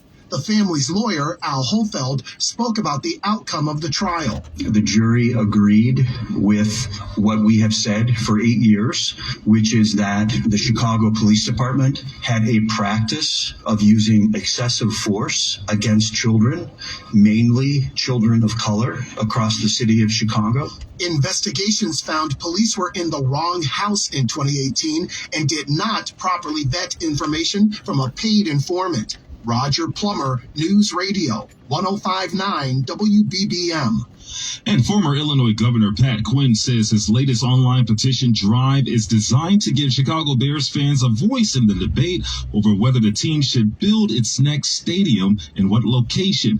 Quinn today launched Bear Down for Illinois, which will collect signatures from people who say the team should reject overtures to move to Indiana. Now, the former Democratic governor and longtime consumer advocate invoked the memory of George Halas during an appearance this morning on our sister station 104.3 The Score. If Papa Bear was alive today, he would say he went to the University of Illinois, This team belongs in Illinois, and that's what BearDownForIllinois.com is all about. Lawmakers in Illinois and Indiana are weighing proposals designed to appeal to Bears executives. We posted a link to the petition drive at WBBMNewsRadio.com. While the Chicago Bears continue to discuss moving out of Soldier Field, the Chicago Fire is preparing to break ground on a new stadium in the city. Mayor Brandon Johnson, Fire owner Joe Mansueto, and Coach Greg Berhalter are among those slated to be at the 78 in the South Loop for the ceremonial groundbreaking Tuesday afternoon. The billionaire founder of Morningstar is privately financing the $750 million stadium that will hold 22,000 seats under an open dome when it opens in 2 years. The football club has opened a marketing center with a model of the stadium and a replica of a private suite inside the Wrigley building. Mansueto bought that skyscraper in 2018. Nancy Hardy, News Radio 105.9 WBBM. McHenry voters will have even more locations to cast their ballots ahead of the March 17th primary starting on Monday. People registered to vote in the county will have 12 sites to vote at, regardless of where in McHenry County they live. Early voting will be available until 7 p.m. on March 16th, the night before the primary. To find the list of the new early voting locations at McHenryCountyClerk.gov. A new Trader Joe's store is coming to the Logan Square neighborhood. The grocery chain will take over a long vacant CVS building on Milwaukee Avenue, according to First Ward Alderman Daniel Laspada, who posted a video on social media announcing the new store. A Trader Joe's spokesperson says that the company does plan to open a store in Logan Square in the next few years, but did not confirm a location or timeline. The store will have substantial parking, unlike several other Trader Joe's locations in Chicago. According to a marketing flyer, more than 130 parking spots will be available. Carolina Garibe, News Radio 105.9 WBBM. The time now is 7:08. Time for traffic and weather together on the 8s. And here to give us a look. So there you go. That's a perfect ending. You have police and fire department here on Ashland and Roosevelt. It was just a murder over here. They just murdered a guy over here. I don't know, a few weeks ago here, there was a carjacking or murder right over here, right? The projects are right next to me here, private projects. But the perfect ending is the communist Laspida. He's a communist Laspida scum. He's a Bel Air's protege. So we have food deserts, don't we? That's the biggest thing Brandon Johnson said. Food deserts in Chicago. And then he lets his white communist asshole say, we're building a Trader Joe's in Logan Square. I know where that CVS is. The CVS is the one where it has the Robin Williams mural on it. You know the Robin Williams mural? That's the CVS. That's the one right there. That parking lot right there on Milwaukee Avenue. That's the one. I've done videos out of there, right? Because when I lived up in that area, that was a vibrant neighborhood. So you have this communist scumbag, white guy that you had a banana. You know, the Speeda had a banana costume around all kinds of people in monkey costumes. He's a racist. They're racist, these guys. And this is Brandon Johnson's guy, right? He's the bike lane guy. Laspida's the bike lane guy, too. So he says, look, we're building a Trader Joe's here, right, by us. Why aren't we building Trader Joe's down in Inglewood? Why aren't we building Trader Joe's down by Austin, right? We can go down. If I had more time, I'd drive you and you'd see there have been no stores over there on Madison. There's no Trader Joe's on Madison, is there? Is there any Trader Joe's on 79th Street? Is there a Trader Joe's on Jeffrey? Is there? There's some stuff on Stony down there, a little bit in that mall area. There's a little bit on Cottage and 87th in that area. But on Jeffrey, there ain't shit down there. There's one by the train area but they just had a murder over there. Are there any Trader Joe's down in black neighborhoods? So you got a white communist racist, Laspida, bike man, that says, celebrates and puts videos that he's going to build a Trader Joe's in a gentrifying white liberal area. When then the blackface Brandon Johnson gets on TV, says we have There's racism remember when Walmart closed? It says it was racist when Walmart closed.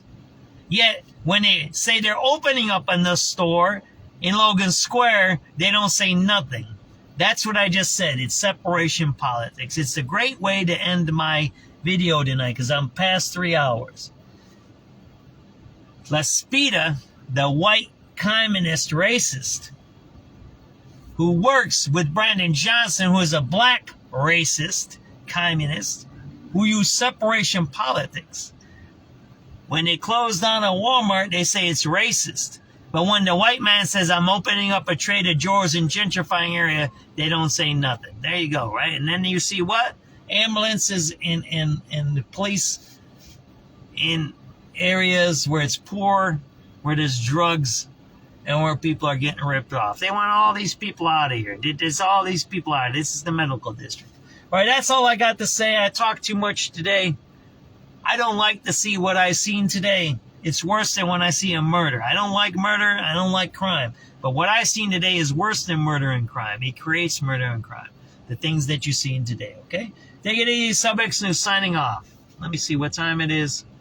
It's 7:12 p.m. It's February 25th, 2026. I'm signing off. SubX.News Live. We're over here on Ashland and Roosevelt. Have a good night. Thanks for watching. Yeah, I had to say what I had to say. You can take it whatever way you want to, but that's the truth. And if you don't believe in that, then you're silly and you're stupid. And you shouldn't watch my show then. You should go watch some other shows. That's what we're about. We're about what people happens to them and how they get ripped off. And don't get confused by black and white and Mexicans. Don't get confused about that. That's confusion. Take it easy. Have a good night.